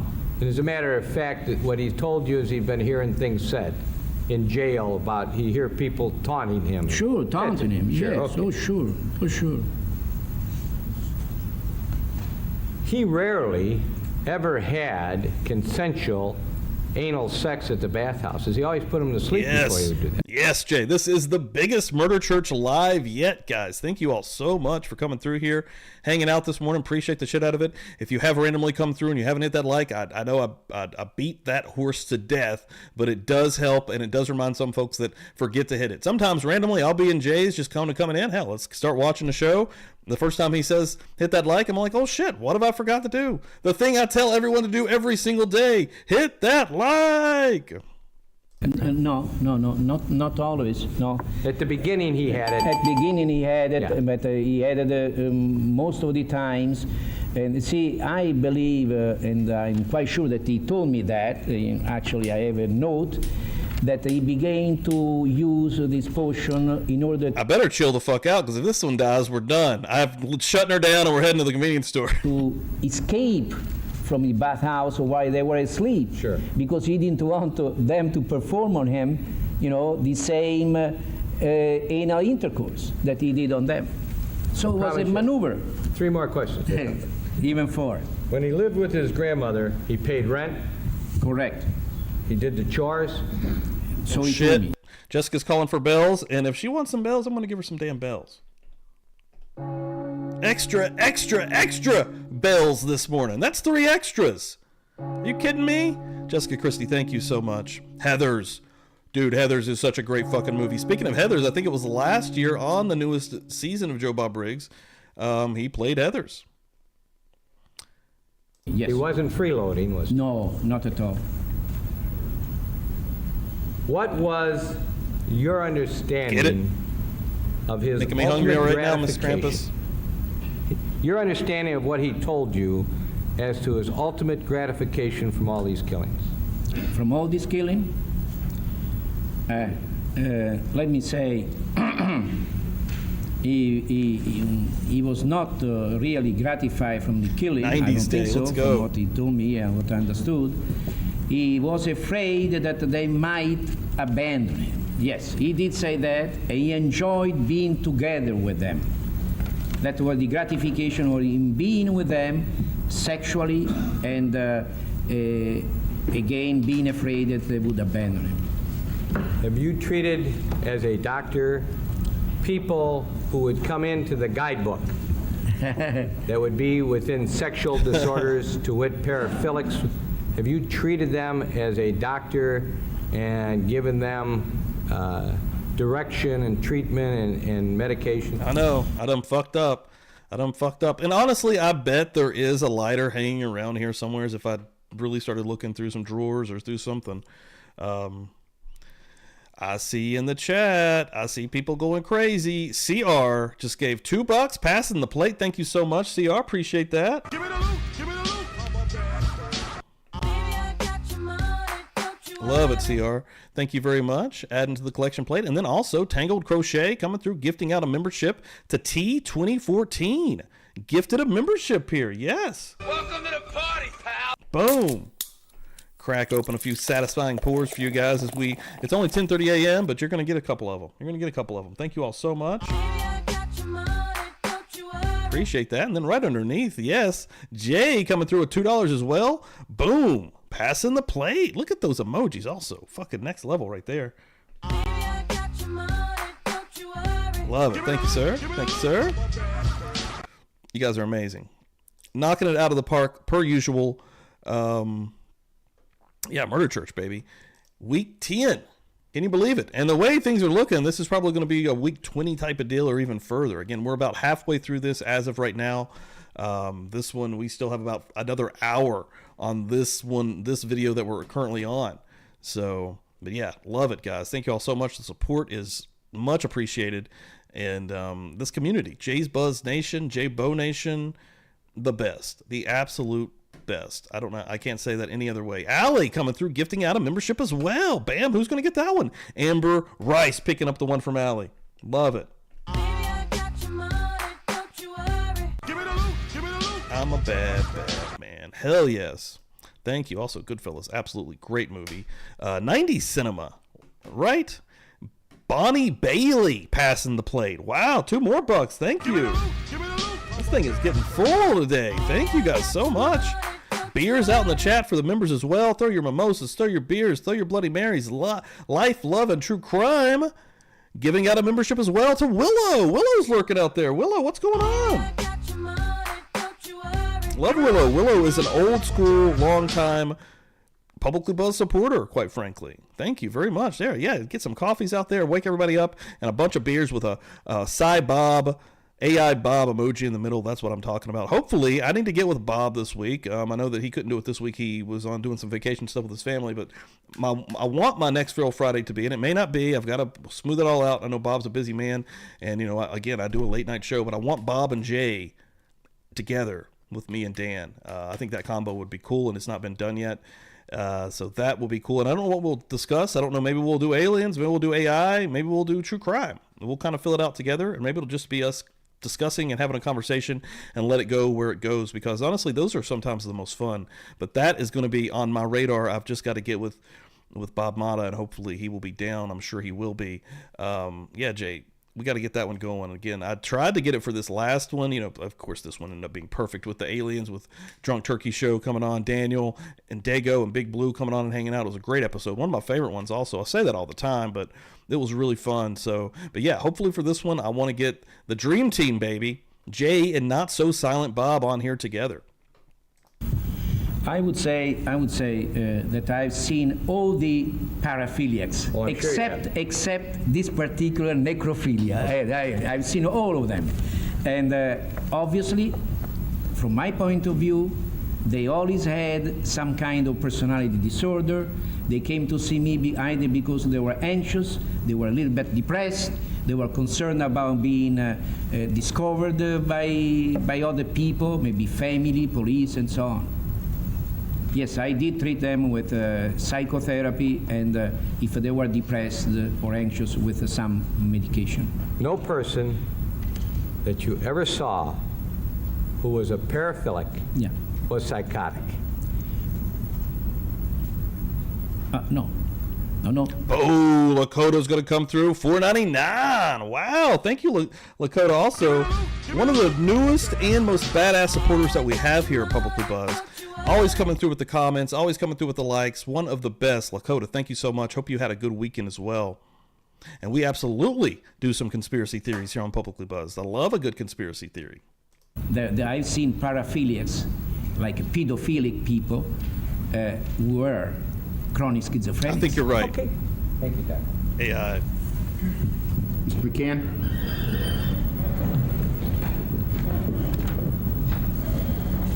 Doctor, just so we understand, these are law books, aren't they? That they pile up here. I don't know. They impose law on citizens of the state of Wisconsin adopted by the legislature. Is that true? I think so. This DSM, the book here, that doesn't impose law on anybody, does it? No. It's a description. So people get together that have no legal, no to impose laws on anybody.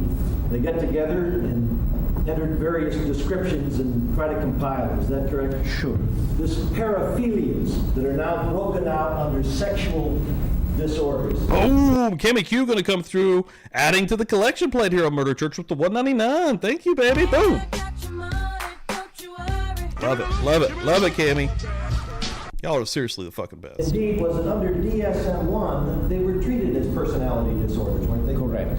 They were. This is just a different. Damn, we ain't going nowhere today, folks. Y'all are amazing. Angel D, praise be, Publicly Buzzed. Y'all are out of control, is what you are. Absolutely out of control today. Wow. Killing it today. Love it, folks. Thank y'all so much. J Buzz Diaries. Yeah, that's what that one's going to be hashtagged up as when we get all of us together on a Feral Friday, baby. Y'all are amazing. Urban Legends is a great one, too, Austin Rains. We're still talking some 90s horror cult. I miss movies like that in general. I miss the movies like Tales from the Crypt, like I know Tales from the Crypt, the show is badass. I have all of those, but the movie Tales from the Crypt, the movies like that where they just had multiple stories all in one collection. I love movies like that. Of it several years down the road. Am I accurate in that? Correct. This is true. Have the paraphilias changed at all? The paraphilias themselves, no. And the only thing that's changed is they used to call it a personality disorder. Now they call it a sexual disorder. Is that correct? I think so. So they've changed the name, but it used to be called a personality disorder, and the paraphilias haven't changed at all, have they? And wouldn't you know it, we've got a 1-month membership anniversary with Kaylin coming through right now. Thank you for having us, Pastor Steve. No, thank you for being here, Kaylin. Thank you for always being amazing and hanging out. Fucking love it. Fucking best. Best, right there. Angel D said it. Best communities right here. The best 1-month anniversary. Congrats. I think so. Yes, they're not changing They're the the same. The manifestations are the same. manifestations are the same. What's changed is they just called it by a different name in that book, right? Correct. They wanted to maybe make it more clear to people. I don't know if they made it more clear or not. So what is... Mr. McCann, if we're going to use the exhibit, it's appropriate for you to examine the witness from there. If we're not using the exhibit, Yeah. it should be I'm going to be for you. using that, but So what's changed is not the paraphilias, but they used to call it a personality disorder. Now they've given it a Greek name, a paraphilia, moved it to a different portion of the DSM. Is that correct? Sure. But the paraphilias remain the same. Just so we know, this doesn't impose anything on psychiatrists, does it? Not at all. It's a suggestion how to name different things so that it can help people when they communicate, psychiatrists, with one another. Yes, but Indeed, would you open to the cautionary on page Page Roman numeral 29. Page 29? Yes. Roman numeral 29, not page 29, Roman numeral 29. Where is it? You see, I'm not even a... You'll know the Roman numerals. Yeah, I know the Roman numeral, but I don't know where is it. This. Well, It's right at the front. It's about oh, I see. cautionary statement. Cautionary statement. Yeah, I have it. All right, would you read that whole last paragraph? Oh shit, Caleb coming through, gonna add to the collection plate. $1.99 for Bloody Mary mix. I love it. I'm gonna give you both of them. Caleb. Boom. I'm a bad man. Love it. I'll make sure to get a little extra this week for you. You may read it. But let me see where you are, because this is it's already a confusing book, this. I've got the cheap edition here.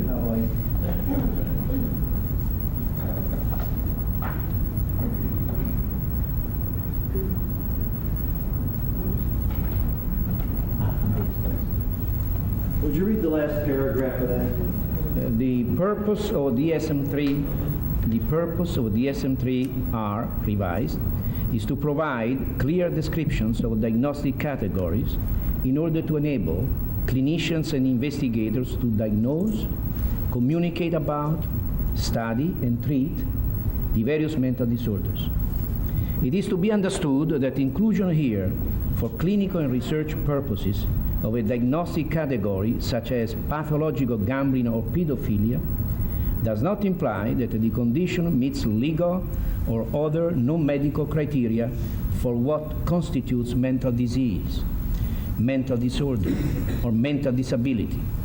The clinical and scientific considerations involved in categorization of these conditions as mental disorders may not be wholly relevant to legal judgments. For example, that take into account such issues as individual responsibility, disability determination, and competency. An individual responsibility is talking about conformity to the law, isn't it? Correct. Indeed. You're gonna get it. You're gonna get a Halle Berry just for fun. There you go, Kalen. Thank you. Coming back through, Tangle Crochet gonna give me a sticker saying hiya for $5 with the super chat. Thank you very much, and I'll give you a Halle Berry too. Maybe we'll conjure her up, bring her through the genie. Maybe she is a genie, and we can conjure her up through the what's the thing that the genies sit in? Not the urns, they're in something. What does a genie come out of? I'm going completely blank on what a genie comes out of. I'm going to look for the chat for that one. Shannon, $5. Fee for being late to murder church. Please forgive me for being late, Pastor Steve. You are forgiven, Shannon. You are forgiven. Lamp. I'm looking for the word lamp. A genie comes out of a lamp. Rocking and rolling again Sunday morning. Thank you all so much. Damn, yeah, this chat has been banging today. Thank you all so much. Lamp was the word I was looking for there. Had a complete meltdown inside of my head there for just a second. Jennifer S. $4.99. Hugs to all who have congregated together today in church. Thank you so much. I mean, yeah, everybody that is here hanging out together, this is amazing. You guys are making this shit happen, and it's crazy. Playing that has me twerking down the aisles. Kaylin out here twerking down the aisles. Dude, church done got wild this Sunday. Jeffrey Dahmer, murder church, insanity trial done got fucking off the rails this morning. Quick. Genie in the magic lamp. Yes. Bottle. Yeah, I completely forgot the word lamp even existed for 2 seconds there. Gotta rub me the right way. If one turns, would you turn to page 150 of the manual? Oh, 150 of the manual. Okay. Number 292, captioned nicotine-induced organic mental disorder. Correct. Are you familiar with that? Yes, I'm familiar with Would you read the second paragraph, the one that starts, the essential feature of this order? The essential feature of this disorder is a characteristic withdrawal syndrome due to the abrupt cessation of or reduction in the use of nicotine-containing substances, e.g. Cigarettes, cigars, and pipes, chewing tobacco, or nicotine gum, that has been at least moderate in duration and amount. The syndrome includes craving for nicotine, irritability, frustration, or anger, anxiety, difficulty concentrating, restlessness, decreased heart rate, and increased appetite or weight gain. And under the DSM manual, by their using their medical description, anybody really that's quit cigarettes recently is mentally disordered under this manual. Is that correct? Yeah, that would be correct because it belongs to this diagnostic and statistical model of mental disorders. Obviously, no one would refer, no average citizen would refer to a person because they recently quit cigarette smoking, would refer to that person as mentally disordered, would they? That's correct. But you see, the fact is that most psychiatrists do not think that anxiety, for instance, is a mental disorder. The differentiation is between mental disorders and really mental illness. This is the mental illness are the psychosis, the mental disorders, many of them are the psychoneurosis, the neurosis, and so the personality disorder. So that one, and you've been how many years practicing psychiatry? Many years, maybe, let's see, 30 years almost. All right, when you come in all those years you've conscientiously practiced it, have you not? Yes, I think so. And when you received this assignment from the judge, did you have a partisan feeling for the defense or the prosecution? Not at all. You were asked by the judge, come in with the most honest opinion that you can. Is that correct? That's correct. That's what you took as your responsibility. Yes. And you were honest enough to say to the jury that, like everybody else, you read about it and thought, this guy must be crazy. Correct. You actually entered into it with kind of a bias, figuring he must be crazy for what he's done. Correct. A gut level type of thing, is that correct? Yes, that's correct. When you came in, did you come in thinking, after 30 years of experience, well, I'll see what this book is going to tell me what I should call this? Not at all. Is that how an experienced person that's practiced for some 30 years? I would never make my diagnosis on this. I use it because in hospitals it is necessary to categorize this kind of illnesses. I believe they do it for insurance purposes. And when you're going to come into a report to a court of law, you're going to look at it, find the exact numbers that basically describe the problem that you think the particular individual has, if any. Is that correct? Correct. Does this manual dictate to you what your decision should be? Not at all. Of course not. You draw on your experience through the years, Not at all. your contact, you've had contact with paraphilias, you've treated them before, is that correct? Correct. And the issue that's before this court is the issue first, did he know right from wrong? He did. Do you know every psychiatrist has said yes, he knew, that I know of at least, that's going to testify or has testified, that he knew right from wrong. There's no question about that, is there? No question. And that you learned that in visiting with him in a relatively short time, didn't you? Yes. Is he coherent in his speech? Yes. Is he ever seen him in a catatonic stupor? Not at all. Is there a racing of thoughts? No. Is there any hallucinations? No. Does he talk about command voices telling him to go out and kill somebody? Not at all. In terms of the conformity to the law, that's one of the reasons you interviewed him at length, did you not? Correct. And you were checking to see whether that he was capable of such conformity, did you not? Yes, I did. And you evaluate that by the various things that he has done, do you not? Correct. He talked to you about did you discuss with him the Hicks case that occurred in the summer of 1978? Yes, I did. And that he slew a man at that time? Correct. The psychiatrist that testified, Dr. Wallstrom, yesterday said that Dahmer told him that he knew he could choose on that. He could make a choice, and he chose to kill him. Did he tell you the same thing? Did the same discussion ensue between you and Dahmer on that slaying? No, he told me that all of a sudden he decided to hit this man on the back because when he was sitting down. See, the idea is that this young man did not want to have intercourse, let's say, some kind of homosexual relationship with him. and he felt rejected, and he did what he did. That's the first statement that he gave to the police, isn't it? That he wanted homosexual or had homosexual relations with that Yes, man. he never had sexual relationship with that man, he told me. Right. In terms of, from that period, he went then to the University, Ohio State University, didn't he? Yes, he did. Did he kill anybody during that time? Not to my knowledge. He exercised control and conformity to the law during that time? Apparently, yes. Then he went over to Germany, went down, first down south for training in the military, is that correct? Yes. Did he exercise control during that time? Apparently did. Some of the doctors have said that during this time he was suffering, a couple of the defense doctors, from necrophilia. He may, whether he had it or not, really doesn't matter. He exercised control, didn't he? I think he did.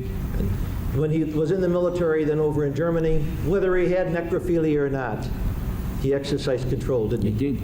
Necrophilia, the classical necrophilia, is simply loving a dead body, isn't it? Yes. You have to add the feature of homicidal necrophilia to add murder to it, don't you? Correct. Necrophilia itself doesn't say murder, does it? Necrophilia, necros means dead body, cadaver, a corpse. And philios means in Greek love.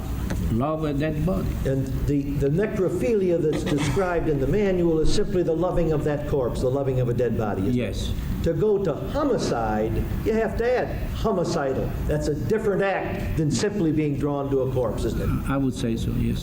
Being drawn to a corpse, if a person is, if that's your sexual draw, then you're drawn to it, aren't you? Sure. But killing a person is a voluntary act, isn't it? I would say so. In this particular case, I would say so. Definitely. It's different from a person may be drawn to a woman, may see a redheaded lady to whom they may be attractive because of their background in some way. Is that correct? Yes. But having sex with her is exercising a choice, isn't it? I would say so. Obviously. And what's involved when you go from, if you have a drawing to a corpse, which you may say, I can't help that, I'm drawn to a corpse. But to go out and kill a man is to exercise a choice. isn't it? I'm going to object to this. This is cross-examination. Well, I know that, but you know, one thing I can always do as a lawyer is object, and I'm doing it. I object to the way he is raising his voice and making speeches in his questions. And I ask that he be told to ask the questions. I'll get all excited. I have the right to do that, and I'm doing it. I'm speaking audibly, properly, and not improperly. I'm not badgering anybody. I didn't say you're Well, badger. I think the important thing is that in terms of what the objection you're raising is whether or not the witness is being intimidated. Do you feel intimidated, Doctor? Not at all. No, it's a part of the. I think that we're it's a getting part to the of point perhaps of being a little cross-examination. repetitious, Mr. McCann, so I would appreciate No, it. it's a part I want of to make a point. cross-examination. There's no question. All right. While he was in the military, from all reports that we know, he exercised the choice not to kill anybody, didn't he? Yes. And then he came back to the United States and went to Miami, didn't he? Yes. Now, you know, at Ohio State University, would there be hundreds, maybe thousands of men that would be attractive to a homosexual individual? Yes. Would you expect at the military that there would be thousands of young men through the period of time that would be attractive? Correct. And if a person couldn't control themselves and they wanted to kill someone, they'd have the opportunity to do it when they... Oh, sure. You went down to Miami, Florida, say from March of 81 to September of 81, 1981. Lived on Collins. Have you ever been down to Miami Beach? Yes. You know where Collins Avenue is? No, I know. It's near the beach, is it? Oh, I see. Oh, I see. Well, at any rate, he said he lived on the beach for a period of time. You would certainly see handsome, well-built, attractive young men, shirts off, on the beach in Florida, wouldn't you expect? I think sometimes, Jay, that the judge is a little bit, I think he had smoked before he come on here. He's usually just... Last week, though, he got woke up, didn't he? When they started talking a little bit about bathhouses and the like of Germany. These men were stationed in Germany. All of them, yeah, I remember the good old days. You could just walk in a bathhouse in Germany. And that judge, oh man, he was ready to go, baby. He was ready to fucking go then. Staying there from March through September, one would assume you'd see thousands of people that met that description, wouldn't you? I would say so. By all reports, Mr. Dahmer chose not to kill any of those individuals. Is I that think correct? So. I think so. then returned to Ohio, apparently from September to December, roughly of 1981. Did not know reports of him killing anybody during that time, obviously exercising some control. Is that correct? I think so. Then went to his grandmother's, December of 81, moved to West Allis, Wisconsin, and stayed there with the grandmother for a number of years. Is that correct? Correct. During several of those years, he exercised very strong control, did he not? Turned to religion. Yeah, I haven't seen the judge yet either, Shannon. Last week, he had the craziest calyx going on in the back of his head. It was crazy. It was hilarious. Hopefully, this might be the same day, actually. It's by his grandmother and turned to religion, cut back substantially on any masturbation. Is that correct? Correct. Reports an incident at the library. Stop Someone playing with dropped your willy, something Jeff. in his lap, a homosexual suggestion. He decides then, over a period of time, at first he rejects it, then he's drawn back into it. Decides to go down. He may think it's right or wrong. You may think it's right or wrong.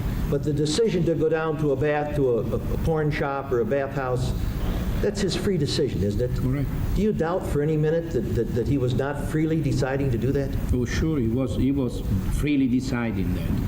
Yes, Start. I may say he could escape from the bathhouse because that was not his house.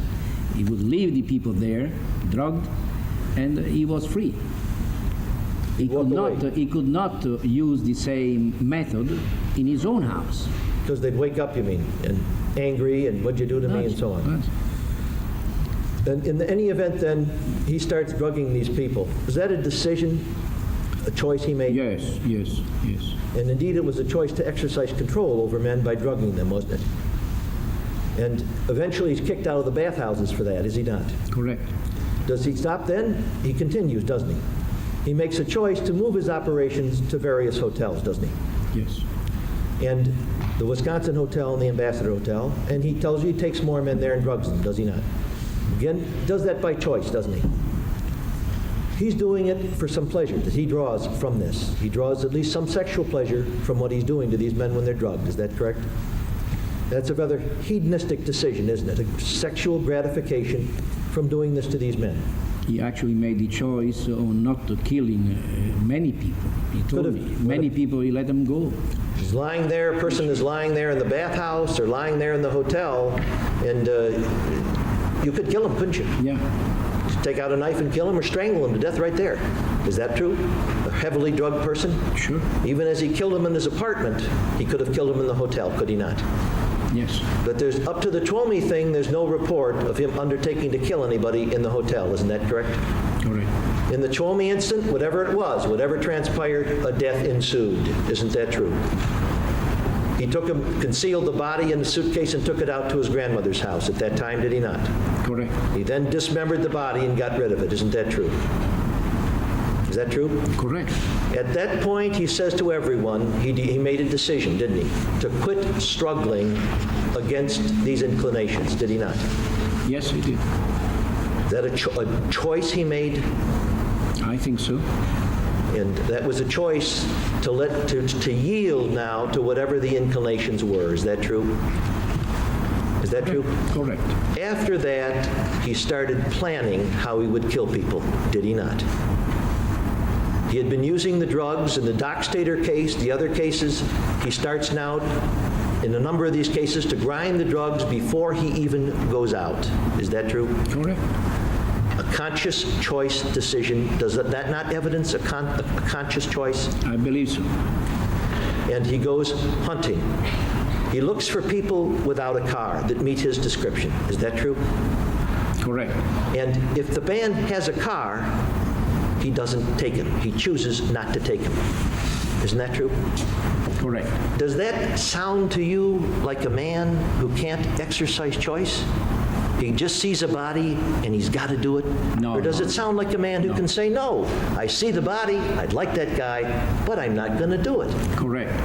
He's got a car. He exercised. I don't want to get caught, so I don't take a guy with a car. Does that sound like a choice to you?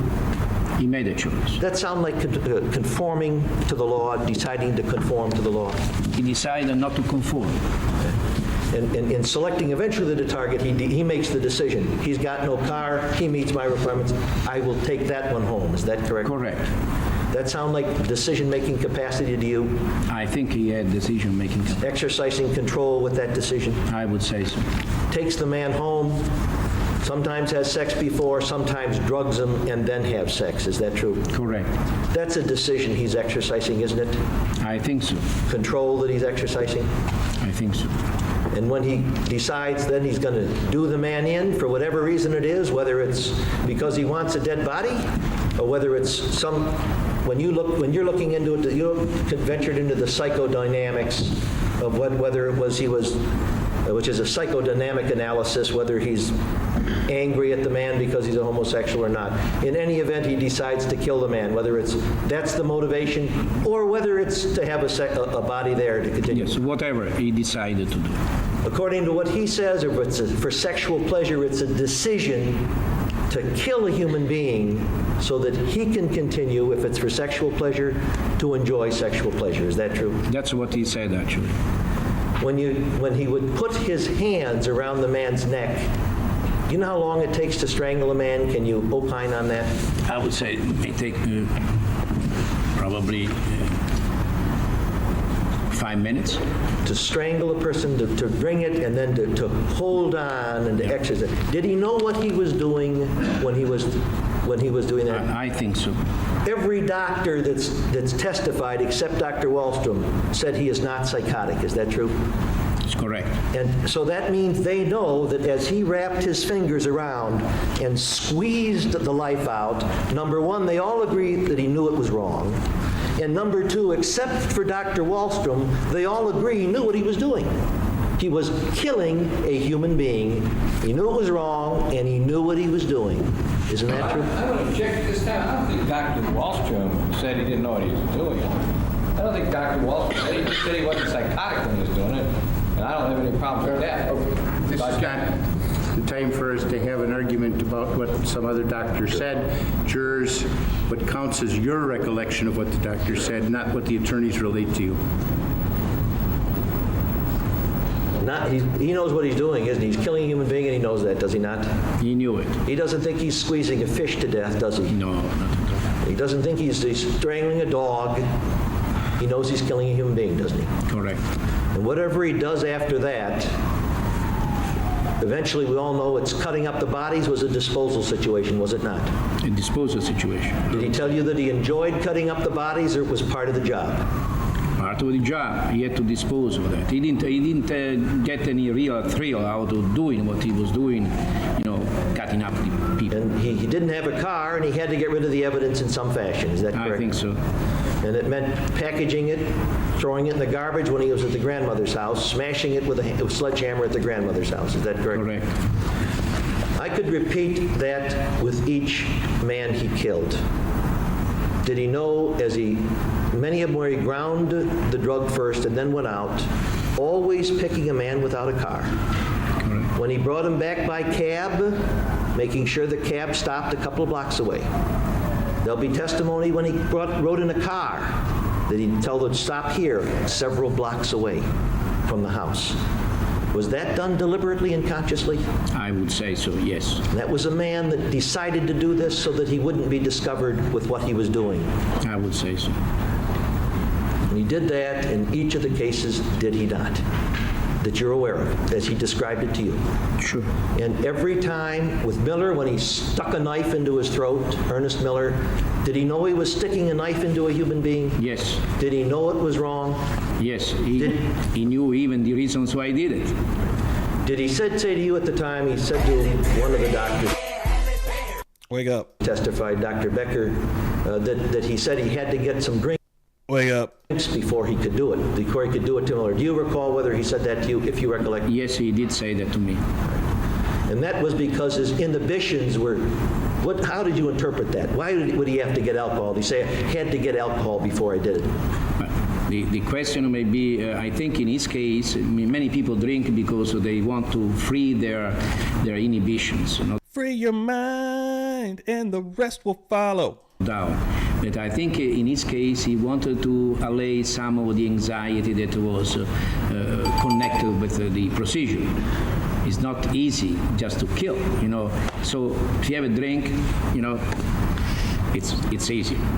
And when you summon up, in other words, you're saying you have to summon something up to kill a human being.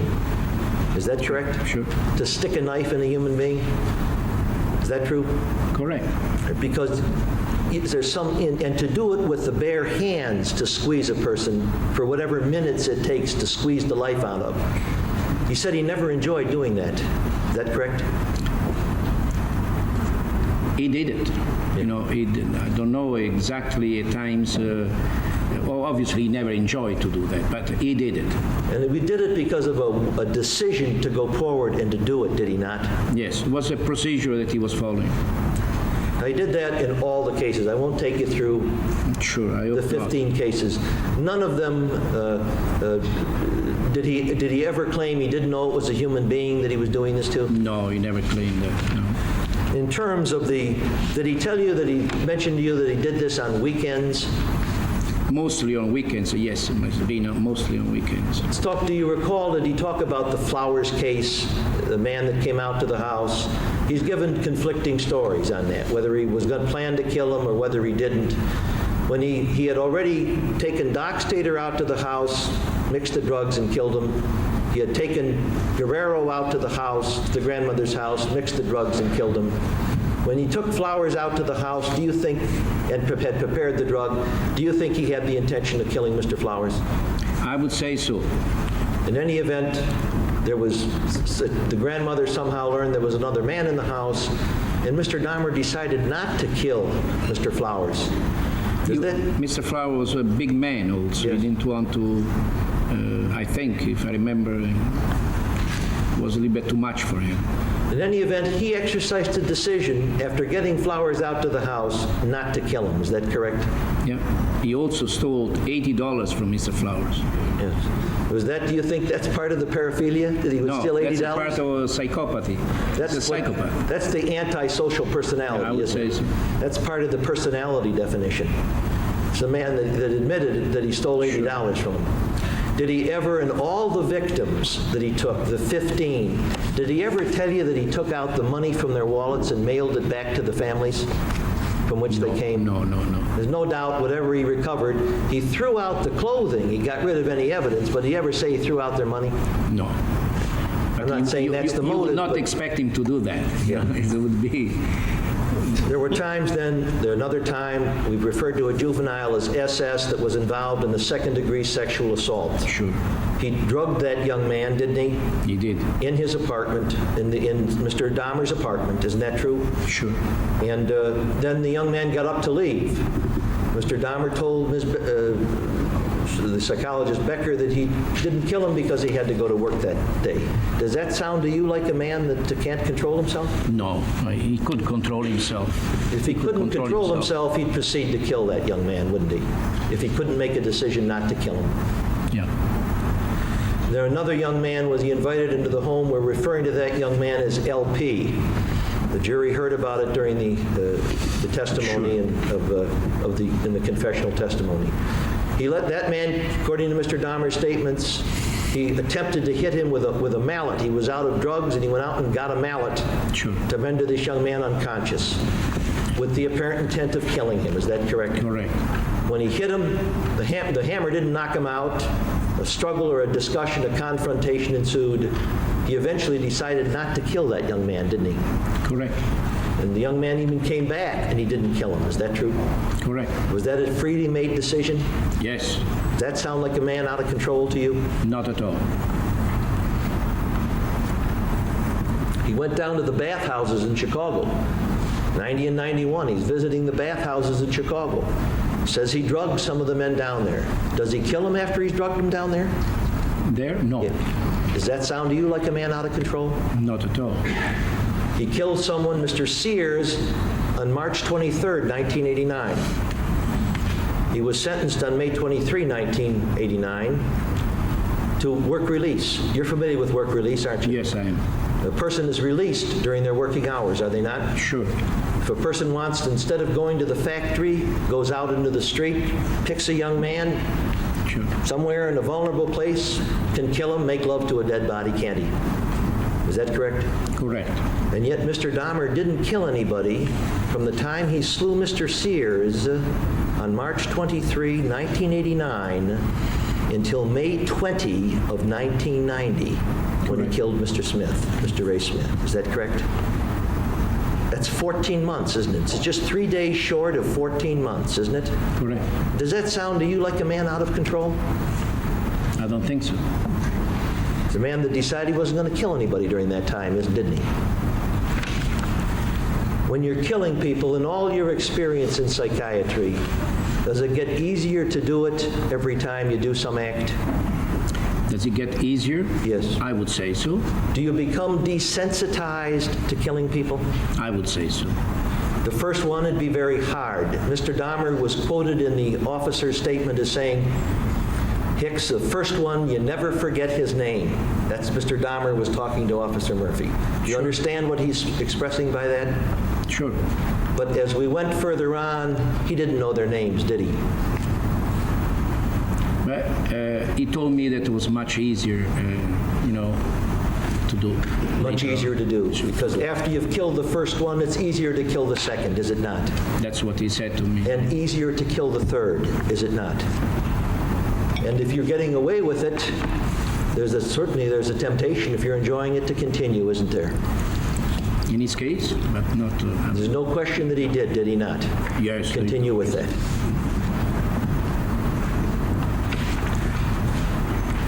He equipped his room, his residence, with special security, did he not?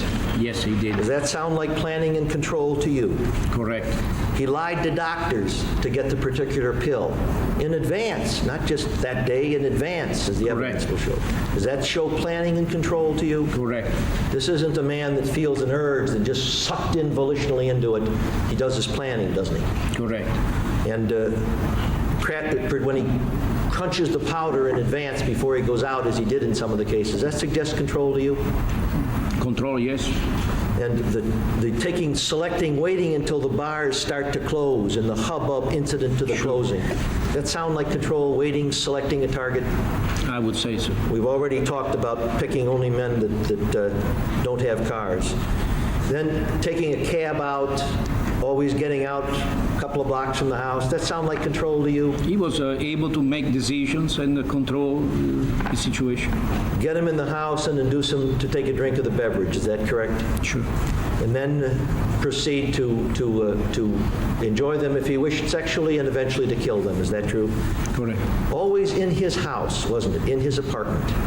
Always. With the exception of the Ambassador Hotel, where we don't really know exactly what happened. All of the other slayings were either in the parental home in Bath, Ohio, or in his apartment, or at the grandmother's home. Isn't that correct? Correct. Never so out of control that he grabbed a man and took him into a field and assaulted him. Is that correct? Yes. He controlled the environment. He selected the target. Isn't that true? I think so.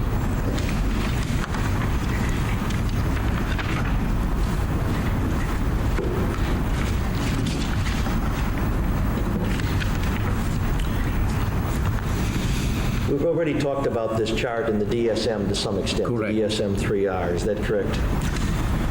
In terms of the personality disorder, you looked it over and said, what's the dominant feature of this situation? Is that correct? Correct. You saw different aspects. You saw some sadism in it. Is that correct? Yes, I did. Is it a sadistic act to wrap your hands around a human being's neck and squeeze it for 5 minutes? I would say so. Most people think that's somewhat sadistic. Oh, now. But that isn't the dominant feature of this man, is it? No. There are many features, as I said before. And Now, it's true, there are some doctors would testify, or would you say, some doctors say you have to be conscious to have a victim, others to have sadism. Some might say, no, you have to be alive to have sadism. Others may say, no, there are some doctors that you can be sadistic even after death. sadistic is the... I'm going to object to the form of that question. Unless there's a foundation laid for the doctor who's saying that you can be sadistic within the meaning that we're talking about after death. Now, let's have foundations laid. I'm going to object to it unless the doctor wants to tell us that doctors do say that, and then I'll withdraw the objection. All right, drawing on your experience of 30 years, the reading, is there some differences among doctors in when they believe that sadism either stops with death or what? Would you just tell us? Sure. There is a difference between amongst doctors. Usually, she'd be all over it, Jennifer. She'd be all over that shit.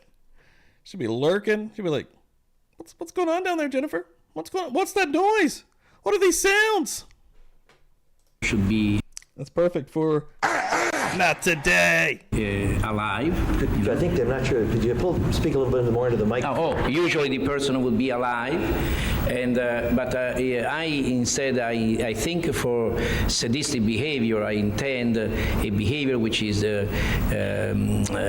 infringing upon the liberty and the life of other people, and I carry that even further, even of a dead person. Is the act in itself makes a mutilation of a body is also sadistic in itself.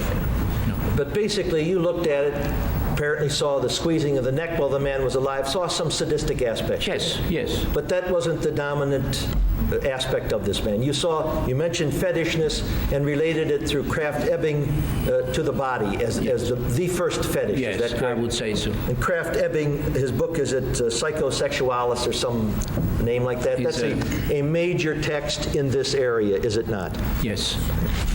In terms of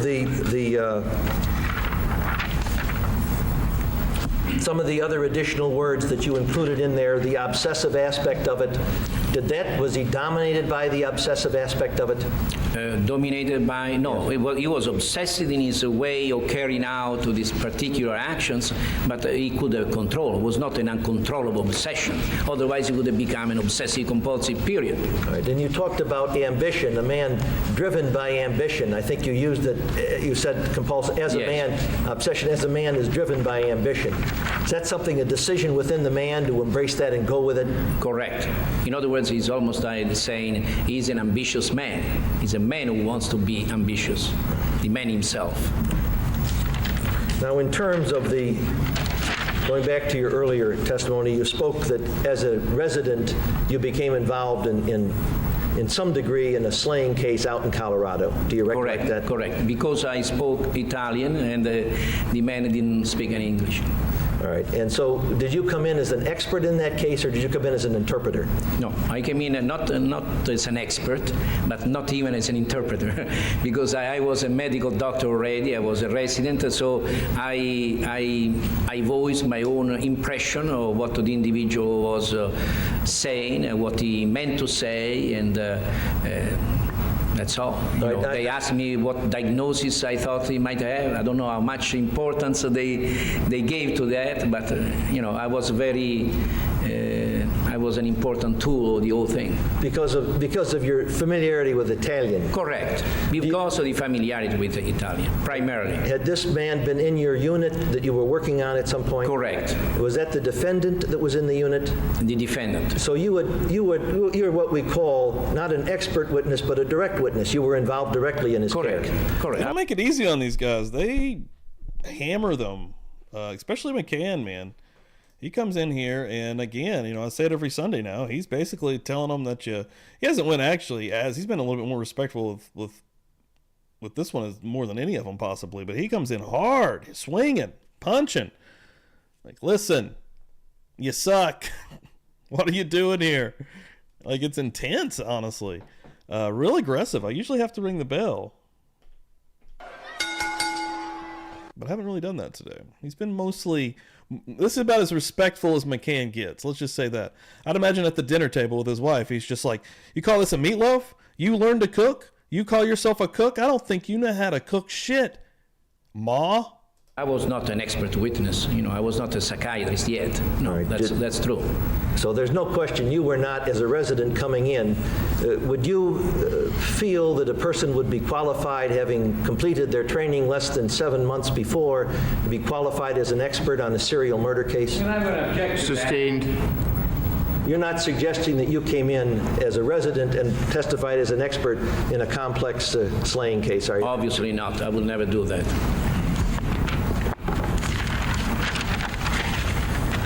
You mentioned that, candidly, that you thought he was crazy when you went over there, and that by the end of 4 hours you had formed some tentative conclusions on that. Is that Crazy correct? in the common sense of the word. Yes. I mean, crazy in quotation, not crazy. Hell yeah, thank you, Daisy Dead. Yeah, please don't run away when I freak out and just go crazy on random tangents on Twitter.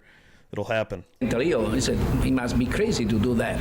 And I was a little bit surprised that I didn't find that craziness that I thought he might have had. So, and you said after 4 hours you had reached some tentative impressions, is that correct? Correct. And before making finalizing any decision, you gave it about 9.5 more hours. I think you said Correct. 12.5 or 13.5. I've forgotten. Correct. So long, Austin. He has been on the stand. I don't even know if he's been on here the longest, but this particular clip that we started at 9, which, we've had tons of breaks and lots of commentary in between, but it's an hour and 58 minutes. It's fucking longer than an average film. 13.5. All right, so you added, after you got those initial Continuously. impressions, you added 9.5 hours of additional, Oh, sure. I had to make sure of that. because that's a complex consideration. Do you think in 4.5 hours you could have reached a definitive decision of talking with this man? But it's more complex than 4 hours, I would say. But, you have, after 4 hours, you have an idea of what you may find ahead. That was your tentative, but you felt required professionally to continue over a substantially longer time. Yes. Objection has been asked and answered. Oh, it has, right. I'm going to sustain the objection. How many hours did you give it before you finalized your conclusion? 13.5 hours and 6 hours with his relatives. Right. And why did And you my add? consultation with Dr. Friedman, too. Yeah, Twitter is how you gauge my mood for the day, actually, my actual real mood. Like, if I'm being aggressive towards just someone being averagely nice, then I'm probably mad at someone or just pissed off in my day. But that's usually not my vibe on there. I just really use it for jokes. Like, sometimes I freak out, like the crazy shit that was going on at Hierman's house, or his former house, I should say, his family's house now. But I mean, usually I keep it pretty comical.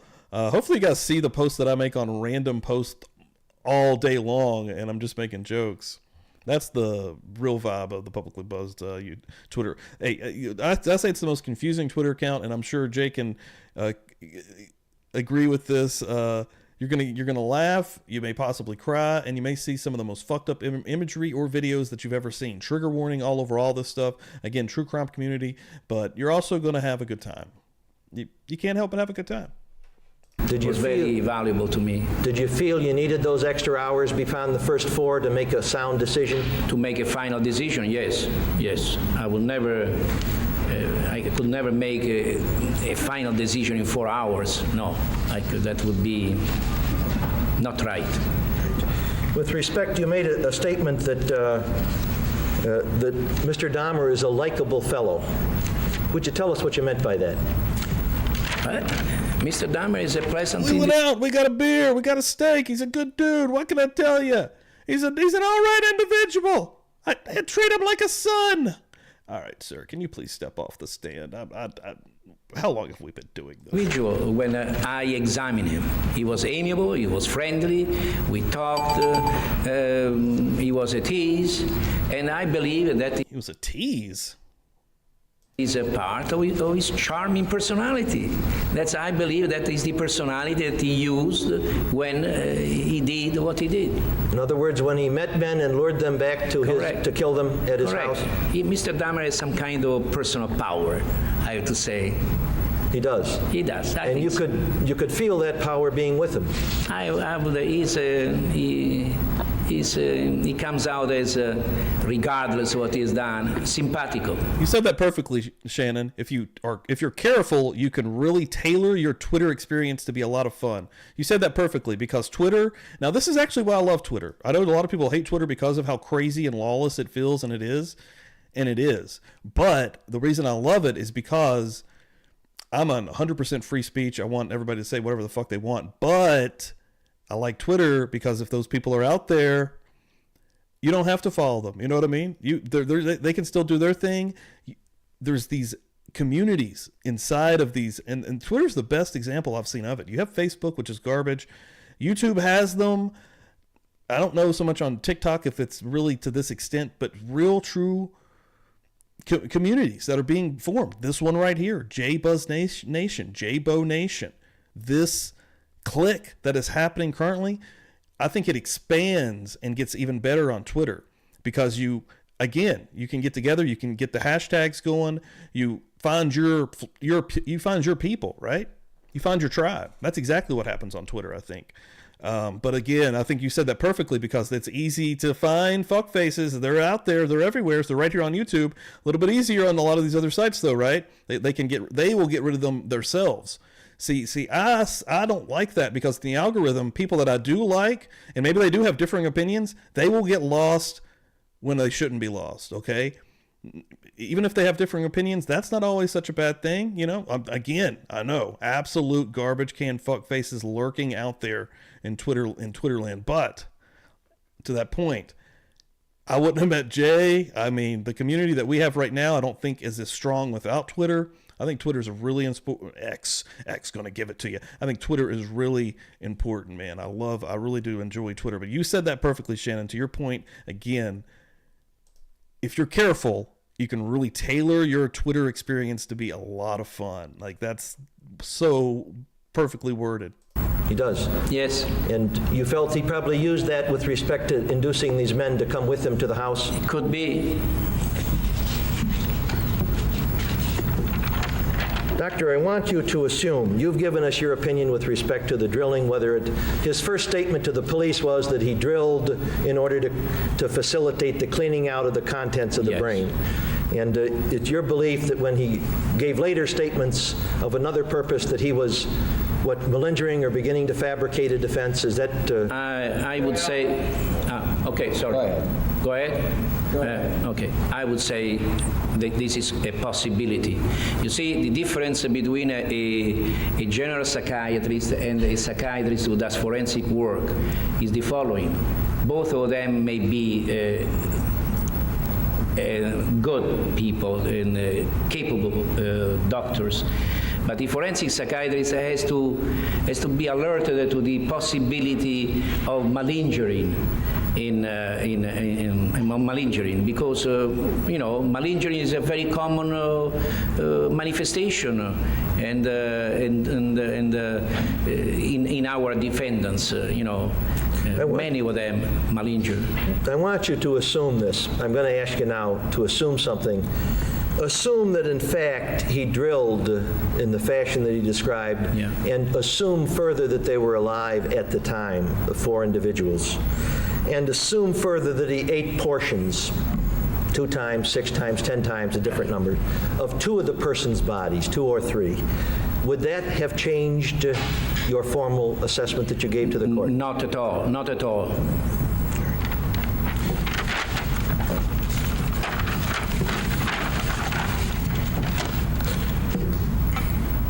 Is the personality disorder which you have determined that he had, Dahmer had, a mental disease which caused him to lack substantial capacity to appreciate the wrongfulness of his conduct when he committed the offenses that are listed in the charges? No. Is the personality disorder which you determined he had a mental disease which caused him to lack substantial capacity to conform his conduct to the requirements of the law at the times of the offenses he committed? No. That's all. Short recross. This cautionary instruction you read, it says, that's really the organization saying, make sure you know what this thing is for and don't misuse it. That's what they're saying. Don't make it a legal document. Sure. As a matter of fact, they make that very strong. And one of the examples they give, if I can find it, you got it there, Doc? Here it is. Yeah. The pedophilia and the compulsive gambling is an example of where they say don't use that like to come up with this concept of mental disease, right? Correct?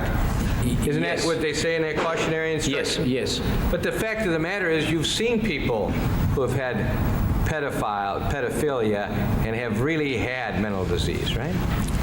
Not because of pedophilia in itself, because they were mentally ill and that they showed pedophilia. Sure. It's a different thing. Eh? So the pedophilia wasn't their mental disease. They were mentally diseased and they also had pedophilia. Pedophilic features. Sure. Features. No.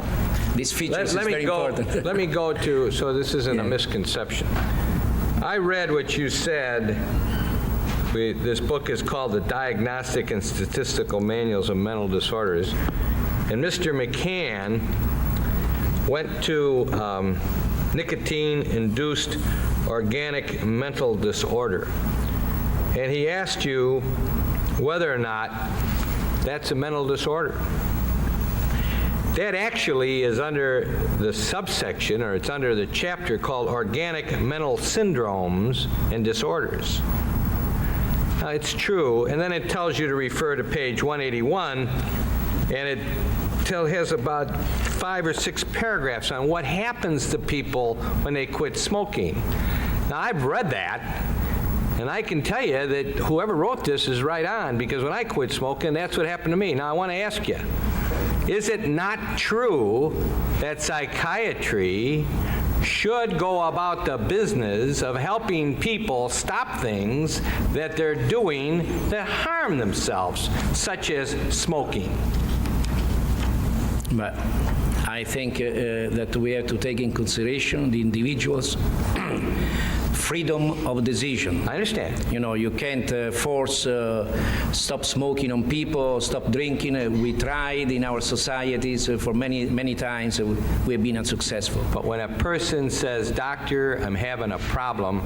I am drinking too much, and I gotta stop," it's the business of psychiatry, if they come to a psychiatrist, to help them. I would say so, yes. And the same thing if a person says, "I am raising a family, I've got 5 youngsters, I can't stop smoking cigarettes, help me," it's the business of psychiatry to help, isn't it? I think if the psychiatrist can help, Sure. yes. But that's what we do in life, is we try and help, and this manual is there as nothing more than, as you said, a guide, right? Correct. Is there a better guide than that manual for psychiatrists? Yes. What's it called? Willpower. Okay. I think is important, really. Is that in a book form, Willpower? Is any what? I asked you, is there a better guide in the form of a book? Oh, I don't know. You don't know of any other book that's better than that book? Let this man get off the fucking stand, bro. Good Lord. I know there are many books in psychiatry that are much better than this, yes. But this is a very questionable book. You understand? The reason why this book came about is for us to communicate better with one another, understand. But I believe that as you see, there are numbers. Each disease is number. I think this has to do with insurance companies that they want to codify, pay or not pay these and stuff. This is a very serious. You see, doctor, you sent a letter to the judge saying what your diagnosis was. I used to. And you said it was 30190. Yeah, correct. And that's out of that book. So what am I supposed to ask you about except I will miss this guy, honestly. He's been a good one. That's a bad habit I have. I don't know what else. Yeah. Wait, one point there.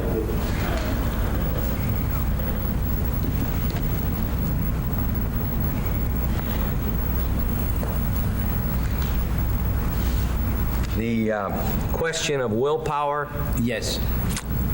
There's been a many good person that had a problem that died because they just didn't have willpower, such as people who drank themselves to death, who smoked themselves to death, and who hung themselves to death because they just didn't have the internal ability to stop the thing that was causing them the problem. True? I suppose it is true. At the same time, I have to say, if I can, that many years ago in Milwaukee, I had a patient who was a very famous individual, and he came to see me because he was depressed. And I said to him, doctor, why don't you take some pills? No, he had lost his wife about 2 months before. And no, I think he wanted to commit suicide. I said, doctor, here, this is my prescription. If you want to, I can put you in the hospital for a while, and then we'll see. Adamantly he refused, but he took the prescription, and I thought he was going to take it. I gave him an appointment for next week. 4 weeks later, the medical examiner, the coroner, called me, and he was asking me if I knew this guy. I said, what happened? Because he was in the morgue. He had shot himself. So he had the willpower to kill himself, you see. But some people take the pills that doctors give them to help them and overdose on those pills because they don't have the willpower to control what is causing them the distress. True? But also they had the willpower to take the pill. You know, you can interpret the way you want it. You know, it's a very difficult thing. One final question. Yeah. 2 final questions. Young women that have anorexia. Yeah. Do they all have the willpower to stop the problems that's causing them to suffer from anorexia? As far as I know, behind anorexia there is a depressed person usually, and at times they do have the willpower to stop it. At times they don't. Doctor, have you ever known anybody well that was well enough that you knew died from one of the things I've said because as hard as they tried, they just didn't make it? You've known people like that. Yeah. Haven't you? Yes. Sure. But you know, the optimistic doctor would say he died because he did not believe in me. You see? I understand. Thank you.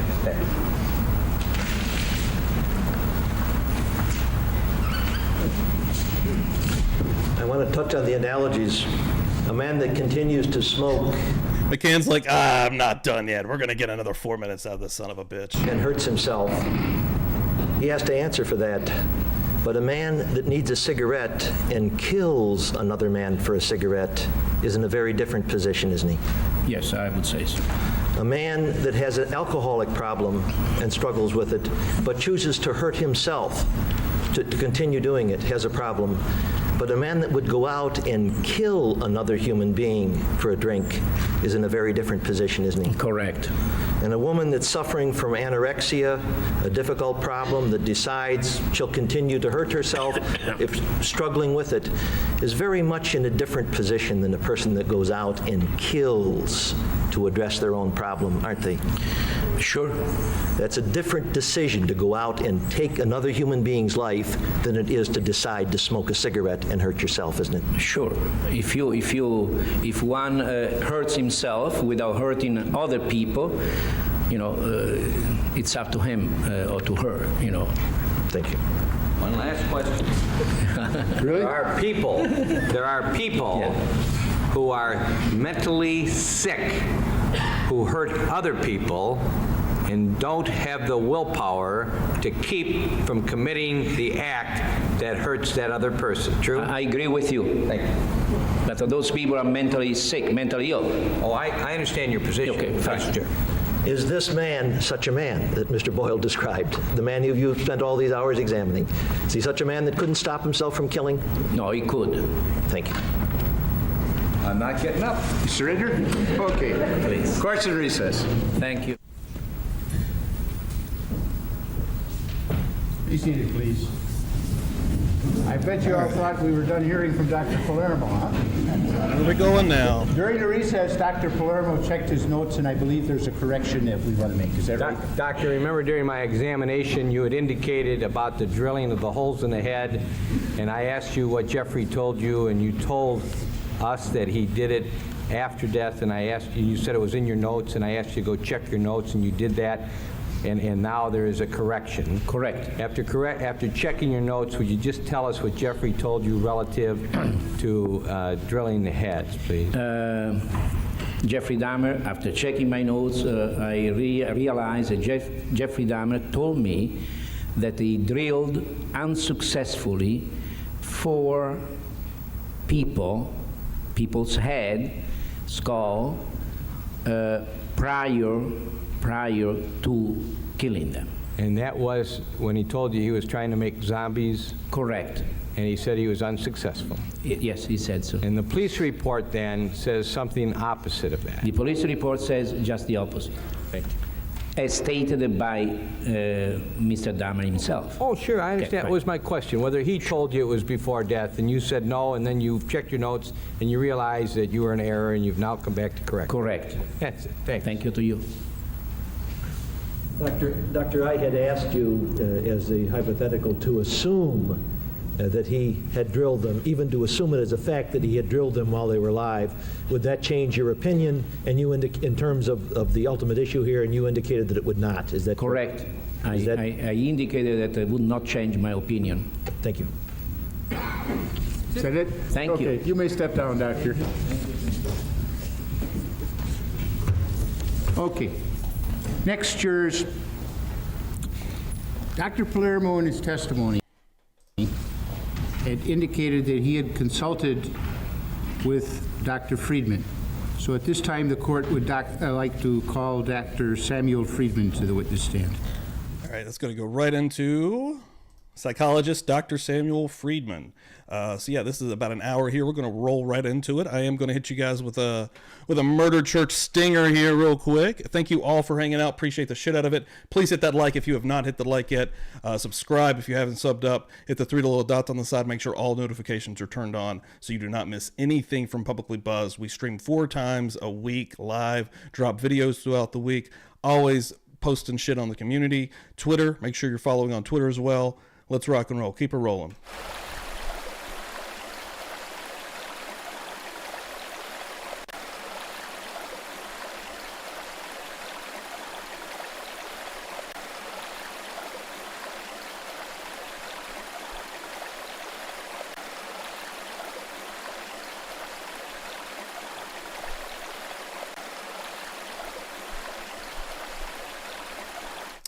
And we're going to keep her going here again. Now entering the fray, Dr. Samuel Friedman is going to take the stand. We're going to ring a bell. I should have probably get real pretty quick here. Let's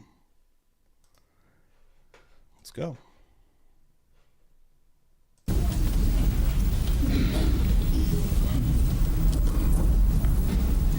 Solemnly swear all testimony you're about to give in this matter will be the truth, the whole truth, and nothing but the truth, so help you God. All right. Please be seated, sir, and would you state your name, spelling your last name, please? I am Samuel H. Friedman. Last name is... What is your occupation? Okay. Last name is spelled capital F-R-I-E-D-M-A-N. I'm a psychologist. Doctor, I have in my hand what's been marked as identification, for purposes of identification, as exhibit number 37. It purports to be a vitae. Is this what you provided to the court, sir? Yes, it is. And that is complete and accurate information Yes, it concerning is. your professional background? It has a couple of minor changes, which I could point out if you wish. Okay. Doctor, for the benefit of the jury, why don't you summarize this vitae? Okay, the vita, which is a description of my professional and academic experiences, indicates that my home is in Mequon. I office at 91st and Hampton in a building that houses the Wisconsin School of Professional Psychology, of which I am president. The school trains graduate clinical psychologists at a doctoral level. They post their master's degree, and they are trained to become clinical psychologists like myself. I also have a clinical practice in the same building, which I do now in approximately 20 to 30% of my time. I've been in practice for quite a while, since at least 1950, but I'll get to that in a moment. I was born in Hartford, Connecticut, educated in the public schools there. I went to college at Ohio University. I received an undergraduate bachelor's degree with a major in psychology in 1943. After receipt of this degree, I was in the U.S. Army in a military intelligence unit, spending about 2.5 years overseas in the European theater. Upon return in 1946, I did some additional graduate work at Ohio University, transferred to Michigan State. Ladies and gentlemen, CR coming through. We're going to pass the plate to the left. Enter to the. Thank you so much, CR. Coming through again this morning. Wow, amazing. Boom, boom, boom. While doing the stream live, also doing a little active trolling on Twitter as I do it. We getting crazy out here, baby. CR, you're the fucking best. I'm a bad man. Yeah, we got probably about another hour in us here, folks. Again, thank you so much for spending your Sunday morning with us. Can't believe it. Yeah, as Murder Church rolls the fuck on, make sure you hit that like. State, and then eventually to the University of Minnesota, where I received a PhD in clinical psychology in the year 1950. That degree, for its time, was extraordinary, since they gave us what they called a medical minor. I had courses in neurophysiology, neuroanatomy, clinical psychiatry, in addition to pursuing my major sequence in clinical psychology.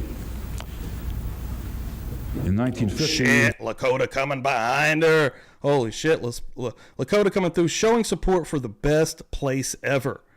Wow, that's amazing. Thank you so much. Let me hit you with one of these bad boys. I'm going to hit you with a couple. I'm going to hit you with a couple, Lakota. Kidding me? Boom. You're also going to get one of these bad boys. This is gun country. It's motherfucking gun country out here in West Virginia. Don't fuck around. Don't fuck around and find out. I'm telling you like it is, baby. Boom, I'm going to give you a few. And an epic one. Thank you so much. Upon receipt of a degree, I came to Milwaukee, joining the...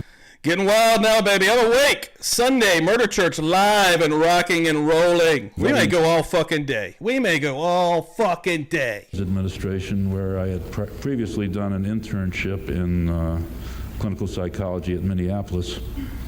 I continued employment then with the federal government for quite a while.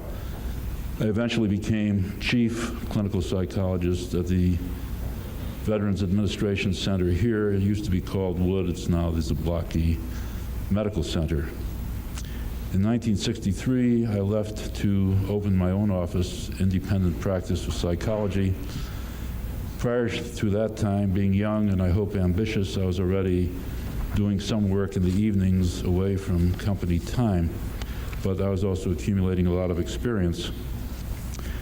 In 1963, I opened my own office in the Wells Building, which is downtown Milwaukee, eventually buying a building on Oakland and Locust, where I stayed for approximately 27 years, full-time practice of clinical psychology, which chiefly involved diagnosis in the form of assessment, testing, psychotherapy, individual and group, some research projects I was engaged in.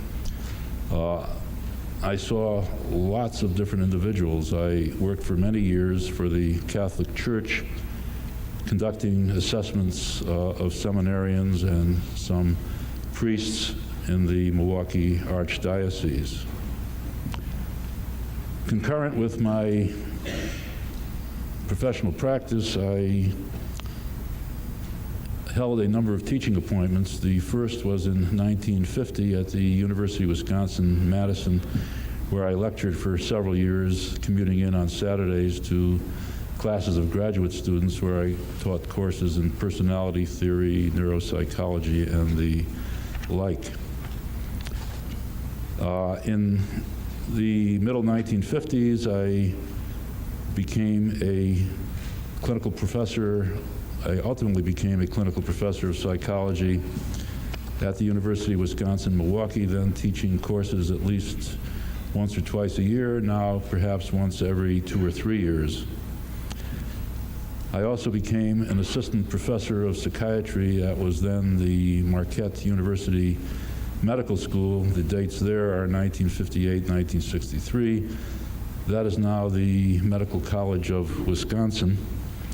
And I have risen to the rank of professor of psychiatry and mental health sciences at the medical college, teach occasional courses in interviewing and other clinical psychology subjects at the medical college, and have known Dr. Palermo from there. Held a variety of consulting appointments throughout the community. Currently, I'm on the Wisconsin State Bar Board of Professional Responsibility, which hears grievances against attorneys by the public. I am a consumer or lay member of that board. Starting from the beginning, I've been a consultant to the County Guidance Clinic, which was then a combined clinic of Washington and Ozaukee counties. I worked in West Bend. I later went to Sheboygan County, where I was a consultant for a year or so. For 1 year, during the Kennedy administration, I was a consultant to the U.S. Peace Corps, helping in the selection and training of Peace Corps applicants at the University of Wisconsin-Milwaukee. I was a staff psychologist at St. Michael Hospital from 1959 to 1975. In 1964, I became a consultant to the then called Curative Workshop of Milwaukee. It's now the Curative Rehabilitation Center, which is out on the county grounds. 1977 to 1976, I was a consultant to... Uh-oh, Austin Rain's going to pop through here with the 199. Got the plate frisbee, throwing it. Throwing it to the next catch. Thank you so much, Austin. Appreciate that. Hit the wrong button. Give me the loot. Give me the loot. Got this stream deck over here beside me, and I often hit the wrong button. Now, while we're here, I'm going to give you guys, I know I played it once, but I'm going to give it to you again. Little Jim Leahy, just to set the mood for us for the rest of the evening. Afternoon, as we enter, literally, it's about noon. I'm sober enough to know what I'm doing, and I'm drunk enough to really enjoy doing it. Thank you, Austin. Appreciate that. Milwaukee, to the Jewish Vocational Service, which has now undergone a name change. It is now the Center for Independence. I'm telling you like it is, baby. I want to get some more Dr. D. David Schultz clips, actually, man. He was a fucking badass. He was awesome as shit. Yeah, he's an old wrestler. He's still alive. He's still kicking. He don't wrestle anymore, but his real time period was the 80s. I continue as a consultant to the VA Center, where I started work as a psychologist. I mostly do compensation and pension exams, which include a large number of Vietnam veterans, which might be an issue that we'll talk about later. I've also consulted with Lutheran Social Services, with a residential treatment organization known as Transitional Living Services. I'm a staff affiliate at Good Samaritan Hospital. I'm a consultant at a place called the Medical Surgical Clinic, which is a large medical installation on Lincoln Avenue. And I guess I will stop there. Along the way, I have belonged to a number of professional organizations which are geographically distributed. Locally, I'm a member of the Milwaukee Area Psychological Association. I'm a member of the state, which is called the Wisconsin Psychological Association, and I've been president of that association twice. I'm a fellow of the American Psychological Association. For 3 years, I chaired... We're going to hear him probably. This probably entire hour is going to be hearing him given the reason why he is an expert. And hopefully we'll at least get to see McCain come in and tell him why he sucks the biggest dicks in the world. A review committee on professional liability, insurance. Groot, $1.99. Caught the plate. Passing to the next. Thank you, Groot. Appreciate that. Groot, good to see you also. Love it. And in 1988, I joined the Committee on Professional Practice and Standards. I was one of the early licensees. Wisconsin granted licensure to psychologists in 1970, which is the year I got my license. I'm a member of the National Register of Health Service Providers, which is a means of identifying to the public, insurance companies, and others that one is competent to provide health services in psychology, and it's a valuable credential. I also hold a diploma from the American Board of Professional Psychology, which is granted after 4 postdoctoral years of training and the successful completion of oral and written competency examinations. I'm also an examiner for that board, both locally and in Chicago. Honors, I received a Distinguished Contribution Award from the Wisconsin Psychological Association in 1985. From 1971 to 1976, I was a member and at one time chair of the Psychology Examining Board, which is the licensing board of the state of Wisconsin. And I've written a number of papers, none recently, a couple bearing on legal issues, but mostly I don't write papers. I engage in all the activities I told you about. I think I'll stop there. Well, that'd be a short one if he stops there. Okay, Doctor, on October 24th of 1991, Dr. Palermo wrote a letter to the court to which, among other things, he asked that there be a complete psychological testing of the defendant. His hair's a little bit better this week. Last week it was fucking crazy. You could tell he's had enough of this shit. The cowlicks were going insane on the back of this man's head. And to carry that out, he asked that you be designated as the psychologist to do that. Are you aware of that, sir? Yes, indeed. I have a copy of your court order. And subsequent to that, the court, in fact, authorized that examination. Is that correct? Yes, indeed, sir. And as a result of that, you examined Mr. Dahmer? Yes, I did. And you, as a result of that examination, made certain findings and certain conclusions. Is that correct? Yes, sir. And then filed a report with the court dated the 10th of January, 1992. Is that correct? That's correct. I have in my hand exhibit number 38. Is that the report that you filed with the court, sir? It has an extra page, too, but it's correct. Okay. Okay. Too many pages in there, huh? Too many page twos. Okay. Doctor, would you indicate to the jury what you did in the way of an examination, the results of your examination in terms of your findings and conclusions, and you may refer to your report in doing so. It would be at this time that I would... I'm sorry, Mr. No Boyle. problem, Your Any Honor. qualifications for dear? I have no questions that the doctor Okay. would want to... Mr. McCann, or Ms. White? Your Honor, the state has no questions of the doctor and board. Go ahead, Doctor. Okay, I thought I would try to help the jury by explaining what a clinical psychologist does and making it clear that that's what I did with Jeffrey Dahmer. Let me say this, Doctor. You've indicated that somewhere along the line you're going to want to use an overhead, and you've got the machine set up there, and whenever you need the screen, if you just indicate so, we'll have the deputies bring the screen up. That's fine. Thank you much. Good. Not yet. Dr. Palermo and I have worked together before. I esteem him highly, and I'm sure he created a good impression on you, too. We're going to work collaboratively, and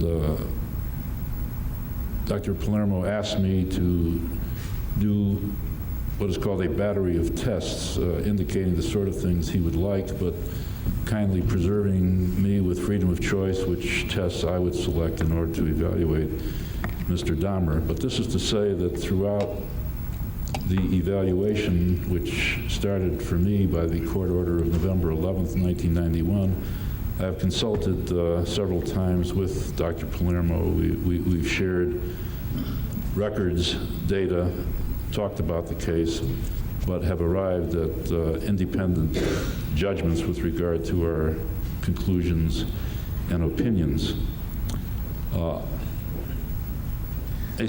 Dizzy, can anyone explain to me why the judge is asking questions? I mean, this is a different thing. This is an insanity trial. This one isn't, we know that he's guilty. He gave everything up instantly as soon as he was called.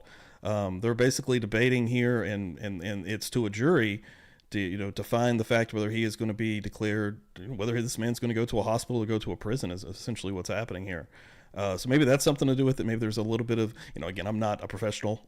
Don't take this. This is why we need somebody like Bob, who was just all in the chat there. But that's what I would imagine, that it's something along those lines, that it's something slightly different that the judge is getting, because it has been a different, I've never seen a trial like this personally. I know the Shabusiness trial was slightly different than an average trial, even with the vibe of it, but this is still completely different than that. But I don't truly know. Psychologist is in a particularly fortunate way to do forensic work, since he is trained in techniques of observation and how to evaluate evidence. He is particularly good at assessing the validity of what he sees and hears. He is trained to be an expert observer. Before I saw Mr. Dahmer, I did ask for and receive the pertinent criminal complaints, which are the description of the charges against him, which essentially included in 15 separate homicides.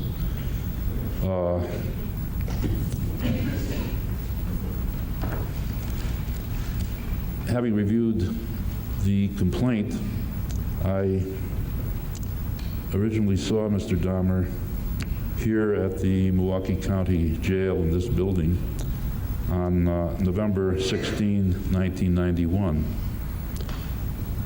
I interviewed Mr. Dahmer, and the interview has a couple of distinct purposes. The interview was to gather information or history regarding his life, and particularly the events surrounding the crimes for which he is charged. During the taking of that history, as a psychologist and I hope an expert observer, I was able to listen to him, view him, attempt assessments of everything he did during the interview, which would include his expressive movements, his manner of relating to me, and so forth. On that date, I also administered 2 tests, which Dr. Palermo felt would be valuable.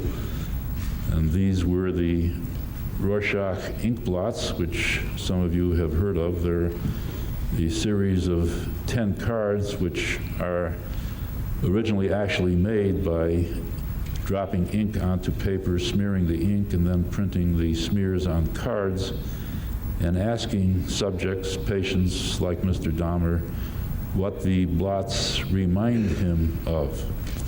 This is called a projective test. A projective test means that the patient taking the test is allowed to project his feelings, thoughts, emotions, personality, tendencies into the blots, and the psychologist trained in the use of the test can interpret the patient's responses. I also administered a test called the thematic apperception test. Long words, a test that goes back to Henry Murray at Harvard in the 1930s, frequently used. It's a bit long. I used only half of the suggested 20 cards. I gave him 10 cards. The cards, which are somewhat larger than the Rorschach cards, are in the form of magazine illustrations, photographs, all of which are designed to provoke a story. And the task the psychologist gives the patient is, I would like you to tell me a story suggested to you by the particular cards. I gave him 10. He is instructed to give me a story that has a past, a present, and a future, so we get a consecutive narration. And then I ask him to give me the feelings and thoughts of the main characters depicted in the cards. It is no trade secret that the psychologist hopes the patient will project his personality into the personality of some of the figures that he views, who are seen in a variety of interactions. I did not time that encounter, but I should imagine that it took upwards of about 4 hours to do an initial interview and the 2 tests I described. Mr. Dahmer was transferred at a later date to the Columbia Correctional Institution in Portage, to which I proceeded on December 9, 1991, to resume my interview and also to administer a test I feel to be very important and appropriate. And that test is called the Minnesota Multiphasic Personality Inventory. I hope to put that on the overhead projector in a few minutes and show you something of the results and attempt to explain to you what that was. On January 4th, I interviewed Mr. Dahmer again, this time in the company of Dr. Palermo. Mr. Dahmer was then back at the Milwaukee County Jail. Dr. Palermo and I talked about the possibility that Mr. Dahmer's overexposure to psychologists and psychiatrists may have biased the administration of the Minnesota Multiphasic Personality Inventory. So we decided it would be a worthwhile hour and a half to have him take it again to see whether the results would repeat or replicate themselves. It was my prior suspicion that it would be much the same, and so it happened. So there are 3 contacts I had with Mr. Dahmer himself.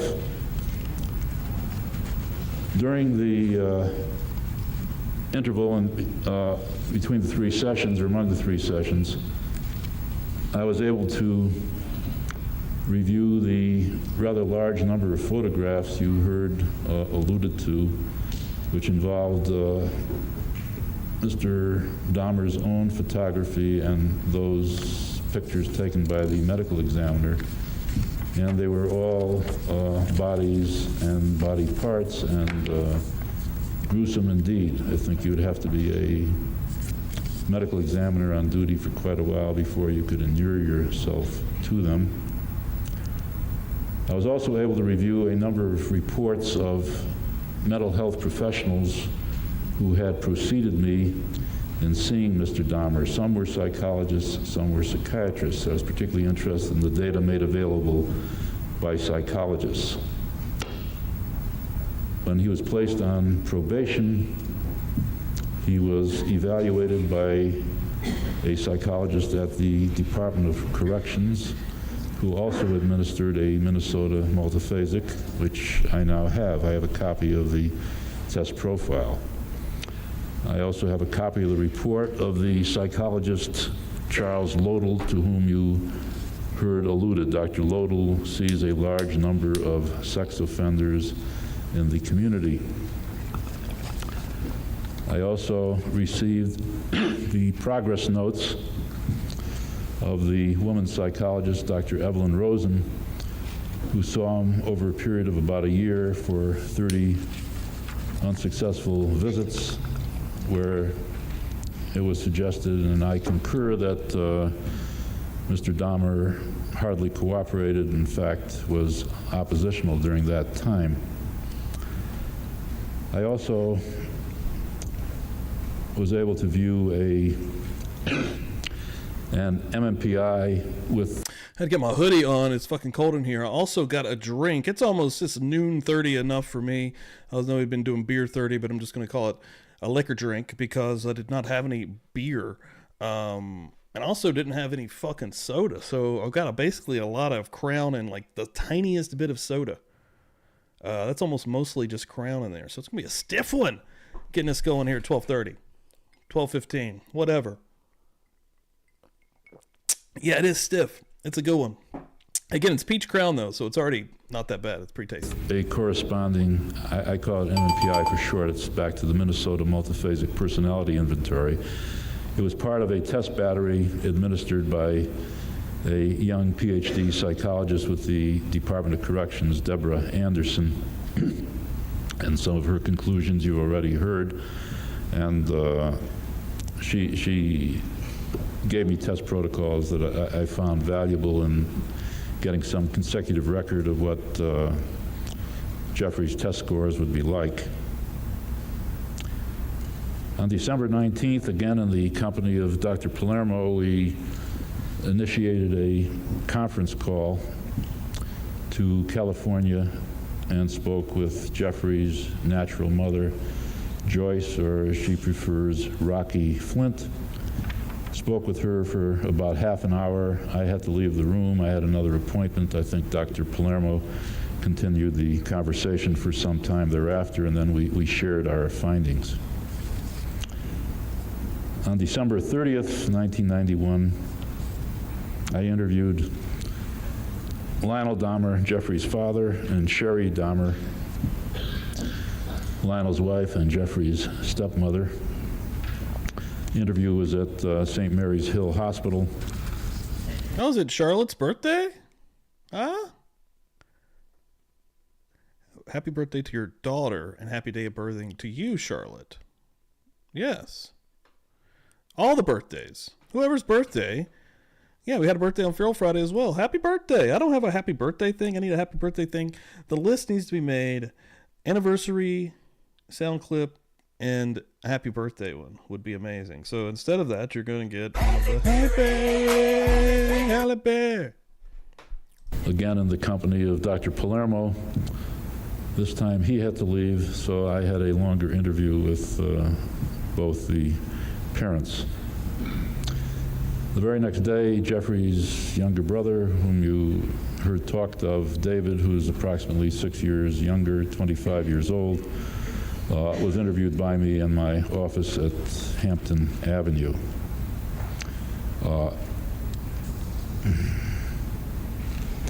I believe this would be a nearly complete list of all the records. I have other records, some given me by Lionel Dahmer, who felt it would be important to my analysis of Jeffrey's life history, and many of these records centered around divorce litigation when he and the first Mrs. Dahmer were undergoing a divorce. They were seen at an Akron, Ohio psychological clinic where a psychologist interviewed them extensively, gave some tests, and reported the findings. This was helpful to me in providing some notion of the atmosphere in which Jeffrey grew up and which he left at the age of 18. Lest I forget it, I will give you a kind of conclusion from that I derived from Lionel Dahmer and from Joyce Dahmer regarding Jeffrey's childhood. It's oversimplified, but it was very helpful to me to learn by the phone conversations and the reports given me by Lionel Dahmer that there was a cross finger pointing, that in the conversation with Joyce via long distance phone, I'm sure Dr. Palermo would agree, it was clear that she felt that Jeffrey's problems, if they came from anywhere at home, came from Lionel, whom she described as a distant frequently absent from home parent who didn't appear to be too happy with his son's achievement level. Lionel indicated that the mother, always a nervous person, this is Joyce or Rocky, became exacerbated or aggravated in her nervousness by her pregnancy with Jeffrey and was receiving frequent medical help here in the city of Milwaukee. And he describes a deteriorating adjustment which eventually led to their divorce, but also, he thinks, having a profound effect on Jeffrey's development. My main mission, which I should have told you about already, was to address the stated task of testifying to the issue of insanity, which is known to attorneys as criminal responsibility. And this means what the mental state of the defendant was like at the time the crimes were committed.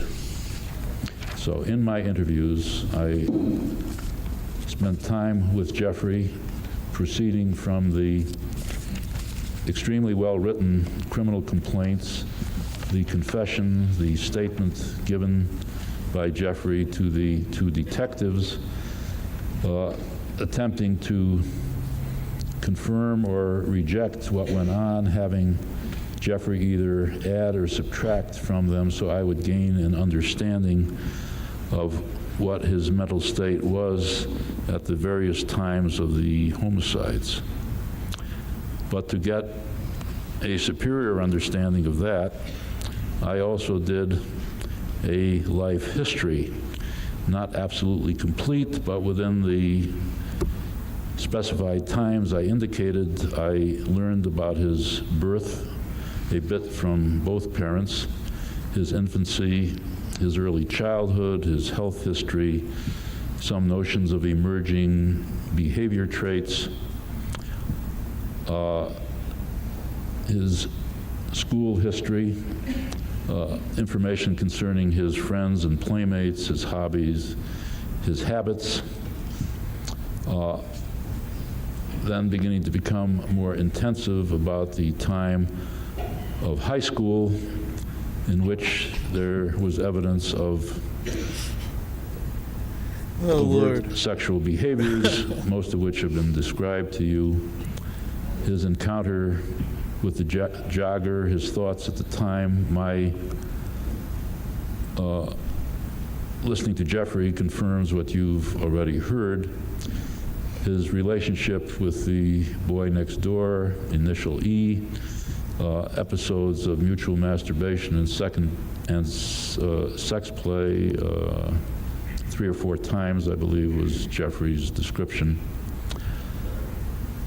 A distinct notion that Jeffrey was becoming both a loner and considered to be strange or queer in the old-fashioned sense to his classmates, that he was the subject of taunting and ridicule, was at one time beaten up. He entertained some fantasies of retaliation, hostility, and anger. As you'd already heard, he said, "I'd like to kill those people who did that to me." But there was a considerable amount of alienation. About the age of 16, by Jeffrey's estimate, he began drinking excessively and frequently. There were some intermittent periods of sobriety, but hardly at all. And the other family members confirmed that this took place from 16 on, although David, the younger brother, thinks he began drinking seriously 2-3 years prior to that. Upon graduation at 18, he was floundering and sort of uncertain what to do. He didn't particularly wanted to go to college, but was convinced by both college-trained parents that he should do just that, and it was financially advantageous to attend the State University at Columbus, so he wouldn't have to pay non-resident tuition, and it was not that far from home. In case he became homesick or needed something at home, it would place him there. I spent a fair amount of time with Jeffrey, having him describe this period, and it would appear it is like a blur, but a kind of drunk Satan blur, because he never stopped drinking, which meant hardly any classes, no studying, no reading, no campus life, no friends, staying in the dormitory room and obviously failing.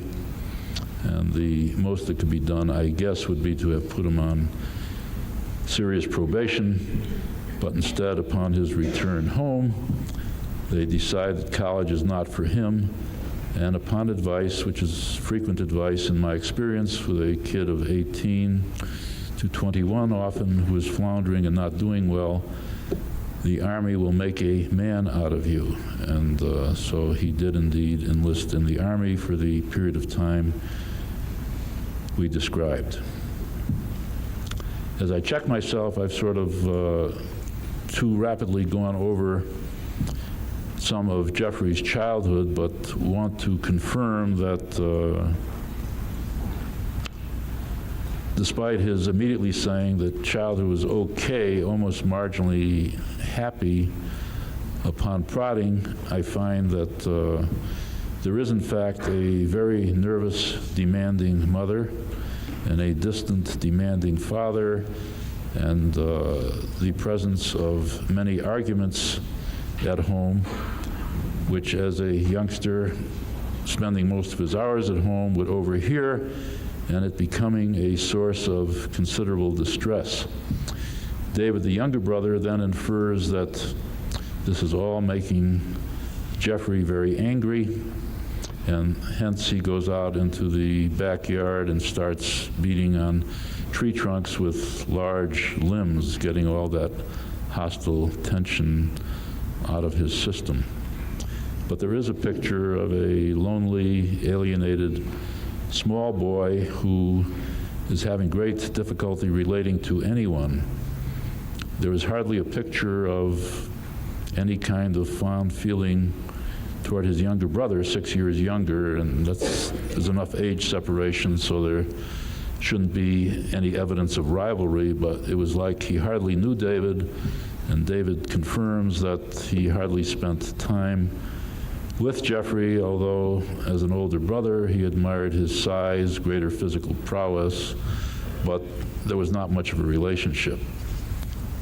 These are the beginnings of what appears to be a uniform inability to relate to anyone, and I think has a lot to do, and I'm sure I will be asked about it, with the nature of the homicides. The fact that he developed homosexual identification and fixation, and there is some speculation as to what the homicides mean. Certainly, Jeffrey knew by the time of puberty, which would be age 12, 13, that he was homosexual. He was a bright young man. He still is a bright young man. I can say that at my advanced age. He's young. He probably knew that he was homosexual before that, which is consistent. So the 12:30 weekly murder church a drink. I started a little early, but still, boom. It's 12:29. Still, boom. Mostly, appear like a drink. Appear like a drink. I've got to consume appear like a drink, but it's good. It's going to be good. We'll hit it with a little bit of the old, Halle Berry will go.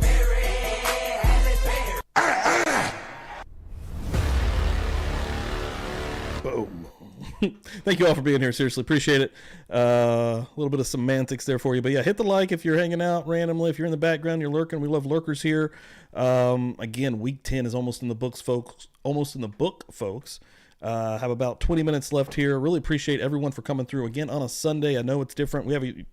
It's a different time period. We're a late night show. We usually come through late at night, but this has been the most successful murder church ever. Just know that. Just a live murder church. So yeah, appreciate everyone. Please, again, anyone that has not, please share it out. Again, that helps us out tremendously here, whether it's on Twitter, Facebook, your communities. We love it. Go ahead and get a few things out of the way early. Tuesday, 10 p.m. Eastern time, be back here live, of course, doing the old solo show. And then Thursday night, Dan will be joining me per usual for the 10 p.m. Duo show. And then we'll circle back around for Phil Friday. And then for the full week, the full roundabout, if you will. We'll get right back to Murder Church. Thank you guys for all hanging out. Love it.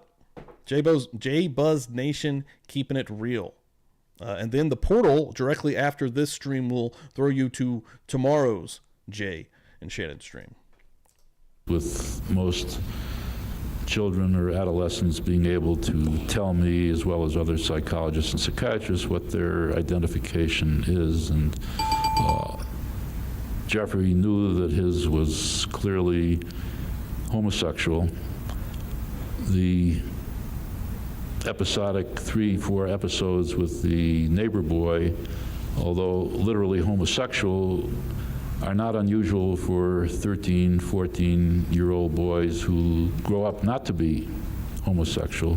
It's exploratory sex play and probably doesn't mean much more than that, and is even considered by some authors to be helpful in evolving sexual identification.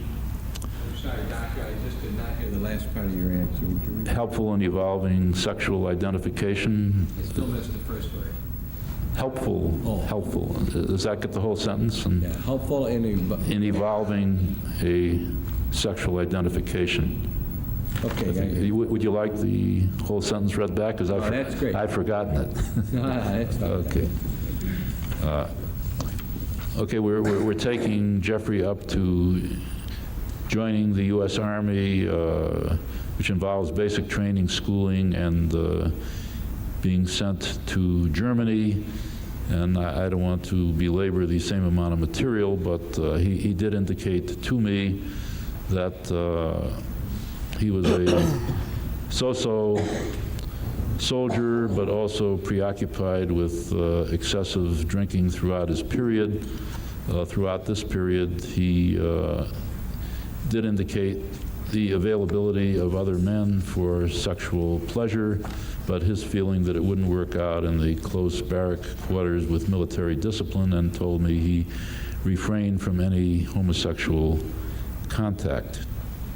He did indicate, however, that Germany was the first source of written and photographic pornographic material in which he indulged, but his sexual outlet was masturbation, and at approximately 1 or 2 times a day, it is safe to say that he had a high sex drive from adolescence onward.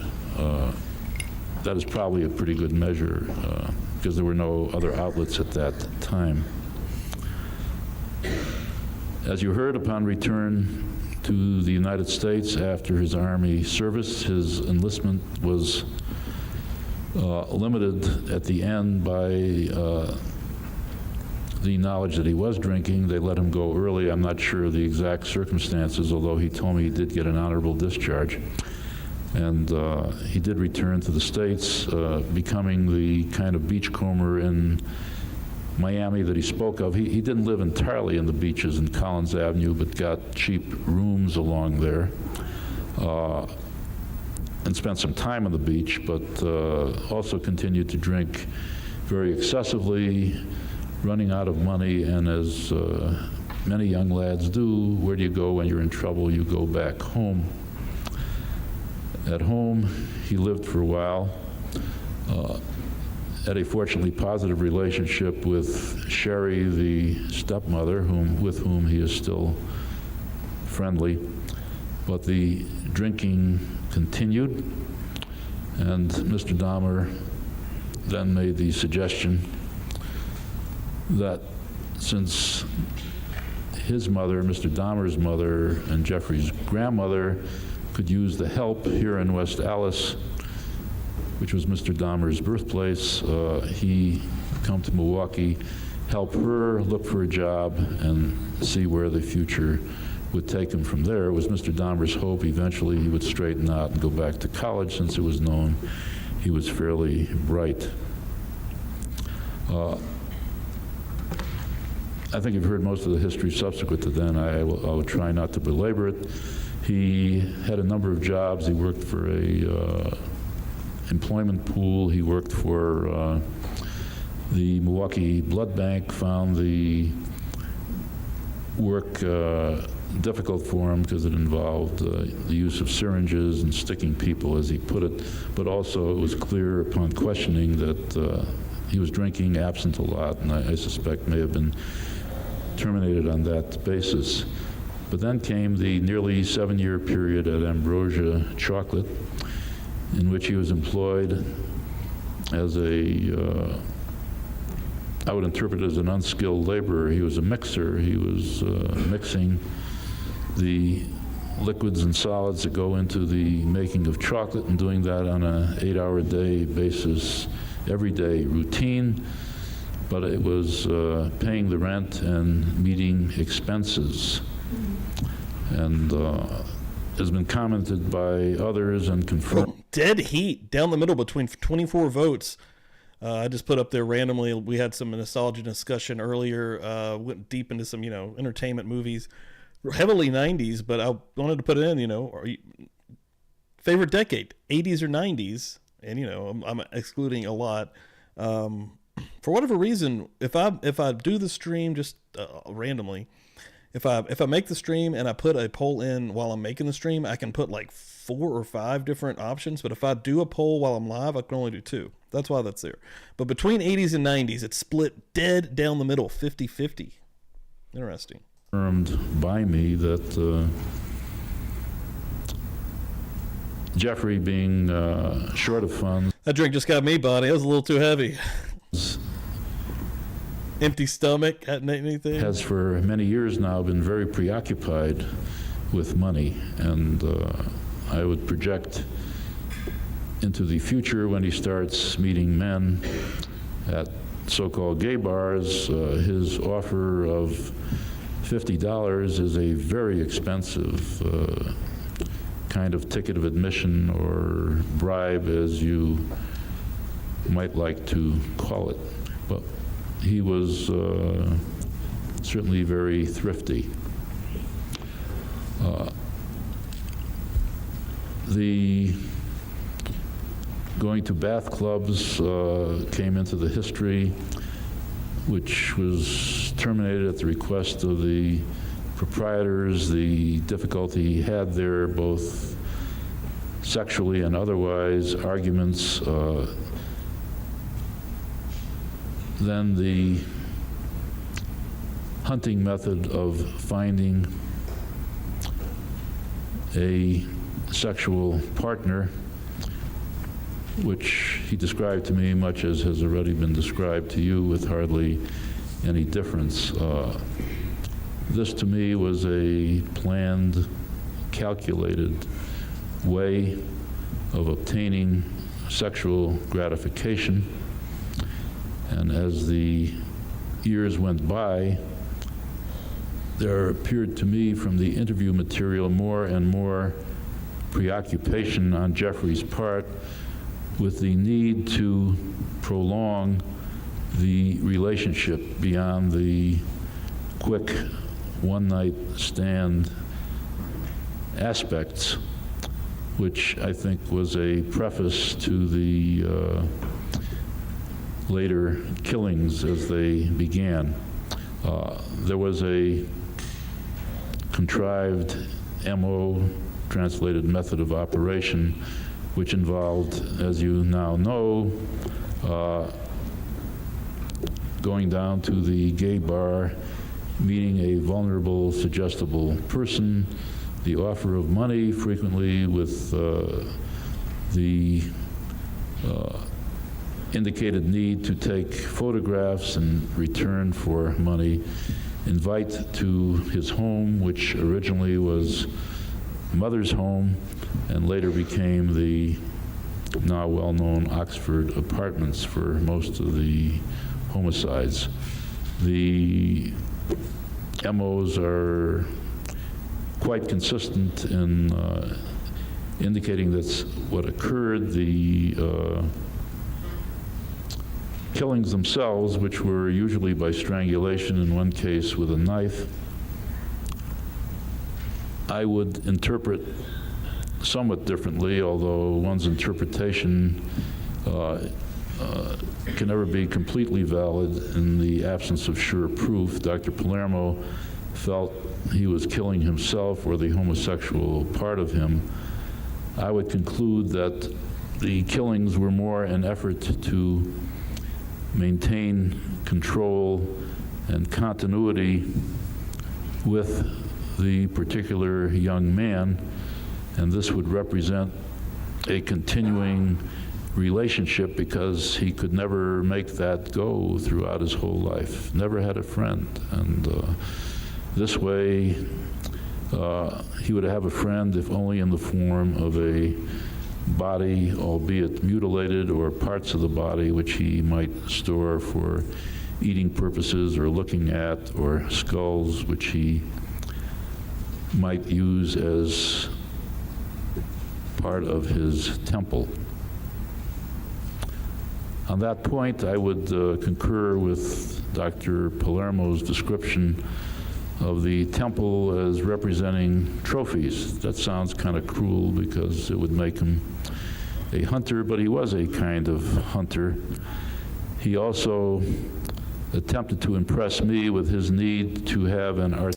No, we need to do that, Mandy. Do we have a book/doc tab in Discord for recommendations? That'd be sweet. No, we need to do that. I'll do that today. I'll do that right now. One thing I'm just going to warn you guys about, I have, and I think it's fine. I think everything's going to be good until I actually finish up here, but I did accidentally sign out of YouTube. So I can't actually type in the chat at the moment. I think it's going to be good until I finish this actual stream. We don't have much left. We have about 10 minutes or so, about 12 minutes left. But yeah, hopefully nothing just shuts down randomly. Thank you all for hanging out and being here. If it does, what an amazing day. Again, this has actually been the most successful live murder church ever. So yeah, thank you all. Thank you all. I don't believe you. Nope, you should believe I'm it. sober enough to know what I'm doing, and I'm drunk enough to really enjoy doing it. Artistic, decorative, creative portion of the house. The temple was going to be in the back bedroom, and I did not see anything in there that suggested bizarre or deviant thinking. The need for a relationship continued, accelerated. He was very unsuccessful in his efforts to make the now famous word zombies. I can't be clear, and my notes don't reflect that he ever called those individuals zombies, but he attempted to drill holes in the skull with a hand drill. And later, he impressed me that he went to a hardware store and bought a what I pictured as a gravy baster, which usually is a rubber top and a cylindrical metal tube, and used this to inject muriatic acid in the hope, forlorn hope as it turned out, that this would provide a continuity and they would be neither very alive nor very dead, but he could have them for a prolonged period of time. But if he couldn't have them that way, he had them in part, as you have heard from other witnesses, that he kept them, he ate some of them, he stored them, and so forth.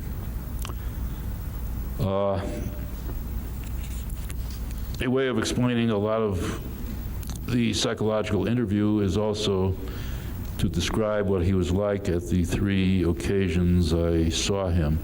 And the psychiatric interview is often called a mental status interview.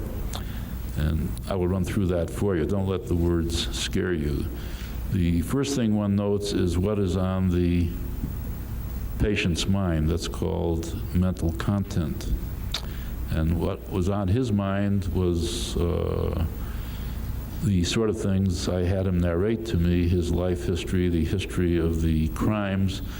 There was nothing unusual, as you've heard previously stated. There were no hallucinations, no delusions, no bizarre content at all. I also heard Dr. Becker indicate that the description of the temple was kind of psychotic-like, and she's certainly entitled to her impression. I interpreted it as pretty realistic for almost a practical purpose, if you can think of that as a practical purpose. I would like the doctor's last answer read back. I did not catch it. When asked, it be read back.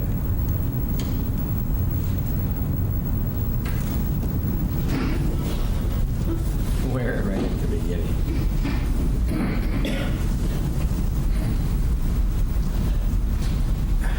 Mental status, which is called insight. The knowledge he has as to his own motivation, which in this case would include the motivation for his crimes, best described as 0. Immediate.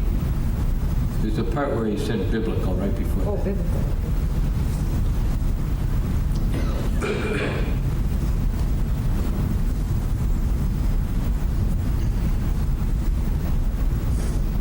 One purpose that's keeping him going is to try to find out what did motivate him. He didn't give me a biblical quotation. He sort of indicated, in other words, I knew it was an aberrant behavior. He did not know why he did feel helpless before it, as he says, and then you're interrupted. Thank you. Okay, during the Columbia Correctional interview, he made a repeated effort to convince me of his contrition, which is almost synonymous to remorse, sorry for what he did, and juxtaposing that to his confessions, in which it was his evident wish to make it easier for the victims' families to identify the individuals. He also, particularly during the Columbia interview and a bit later when we got back to Milwaukee, indicated that he does give serious thought to suicide, that his future is bleak, if not non-existent.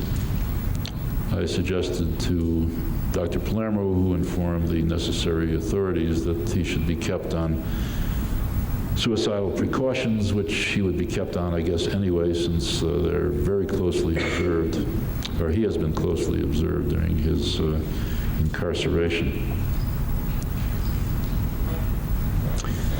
Following descriptions of the incidents involved in the criminal charges, I asked Mr. Dahmer his notion of what may have going on, and as you recall, he indicated very little insight. He did use the 2 concepts of lust and control. By lust, he meant a prevailing sexual desire. By control, almost synonymous to power, he is alluding to his ability to dominate his love objects and also to sustain the relationship in the manner that I described. He indicates that since early adolescence, the feelings of lust have risen to dramatic and very poorly controlled proportions, but only in the past few years, to homicides, with the exception of the 1978 episode, which was singular for several years. He is aware that he is socially withdrawn and seclusive, and recognizes Hit me with some lunch ideas in the chat here, guys. Wings sound good, Mandy. that for these reasons relationships become difficult anyway. He does reiterate a need to maintain control, which I underlined in my report, over his victims so that he can get maximum satisfaction from them.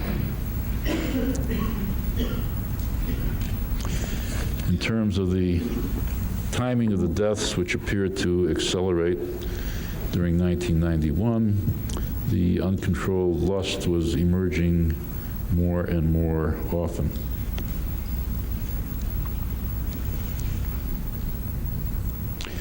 As indicated by others, the fantasy or preoccupation was always to young men of parallel age, or later perhaps younger than he as he got into his early 30s, of slender, athletic, well-proportioned body build, irrespective of color, and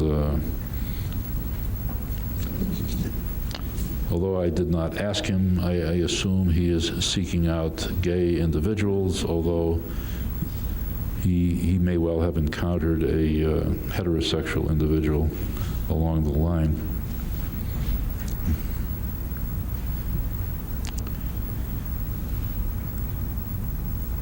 In trying to consider the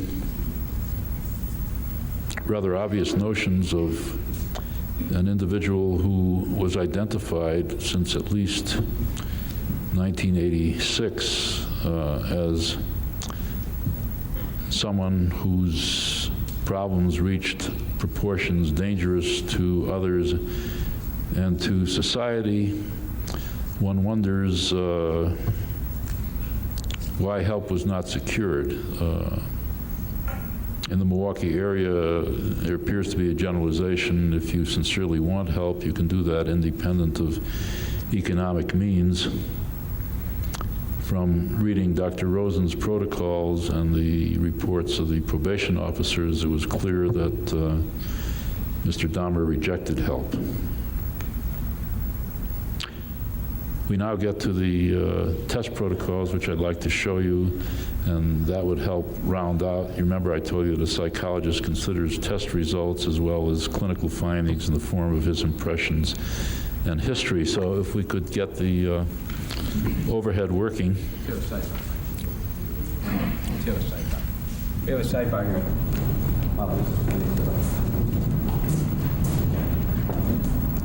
Go on for a while.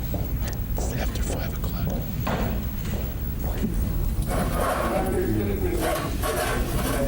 I'm looking at the clock, and the attorneys are looking at the same clock I am. And as a practical matter, we have to quit by about 5:30, so in order to be able to move the jury and get them to where they're housed, give them a chance to get a meal tonight and a few things like that. So what I'm suggesting to you is I'll let you call it. Yeah. So long as you call it by 5:30 as to when we should break. I don't know how long this is going to take. Well, clearly with examination, I would rather break now since the tests are something else. Okay.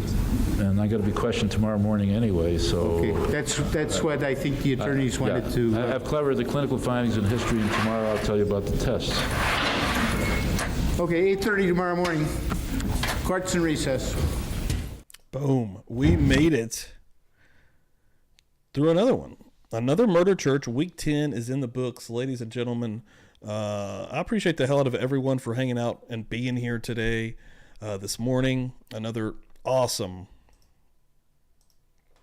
murder church, quite frankly. Been good, man. Every single week, this was the most successful. This was the biggest one. Absolutely. Now I'm just seeing if I can clock in. If I can log back in here to YouTube. I don't remember my passwords. Always a problem. But that will actually be how I stop the stream. Let's see if I get sent the little text thing here. Yes, it did. Okay, this should not get me in here. Give me 1 second. We'll do it live because I want to portal you guys straight over to Jay's stream for tomorrow. Really just so you guys can get some love, show some love early. That really helps us out here. Get those early likes going, early shares going. I can't even get, hold on, actually, I might have a hack here. Here we go, here we go. I think I might have fucked it up again.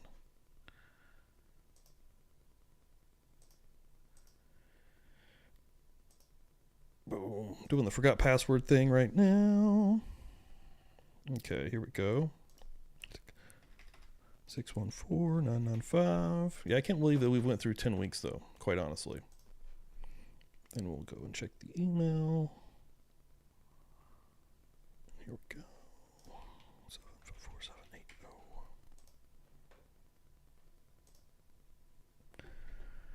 Boom. Now we should be on the old YouTubes as well.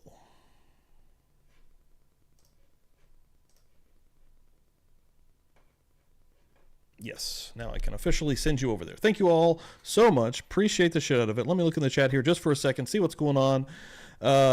Everybody, God, thank you all so much. Yes, please follow Art with Viv. She's absolutely amazing. She's just getting ready to head out, go to the pool. Yeah, enjoy your guys' day. Getting ready to start another week. Again, Tuesday night, 10 p.m. Please come back through, hang out, and we'll continue to do this thing.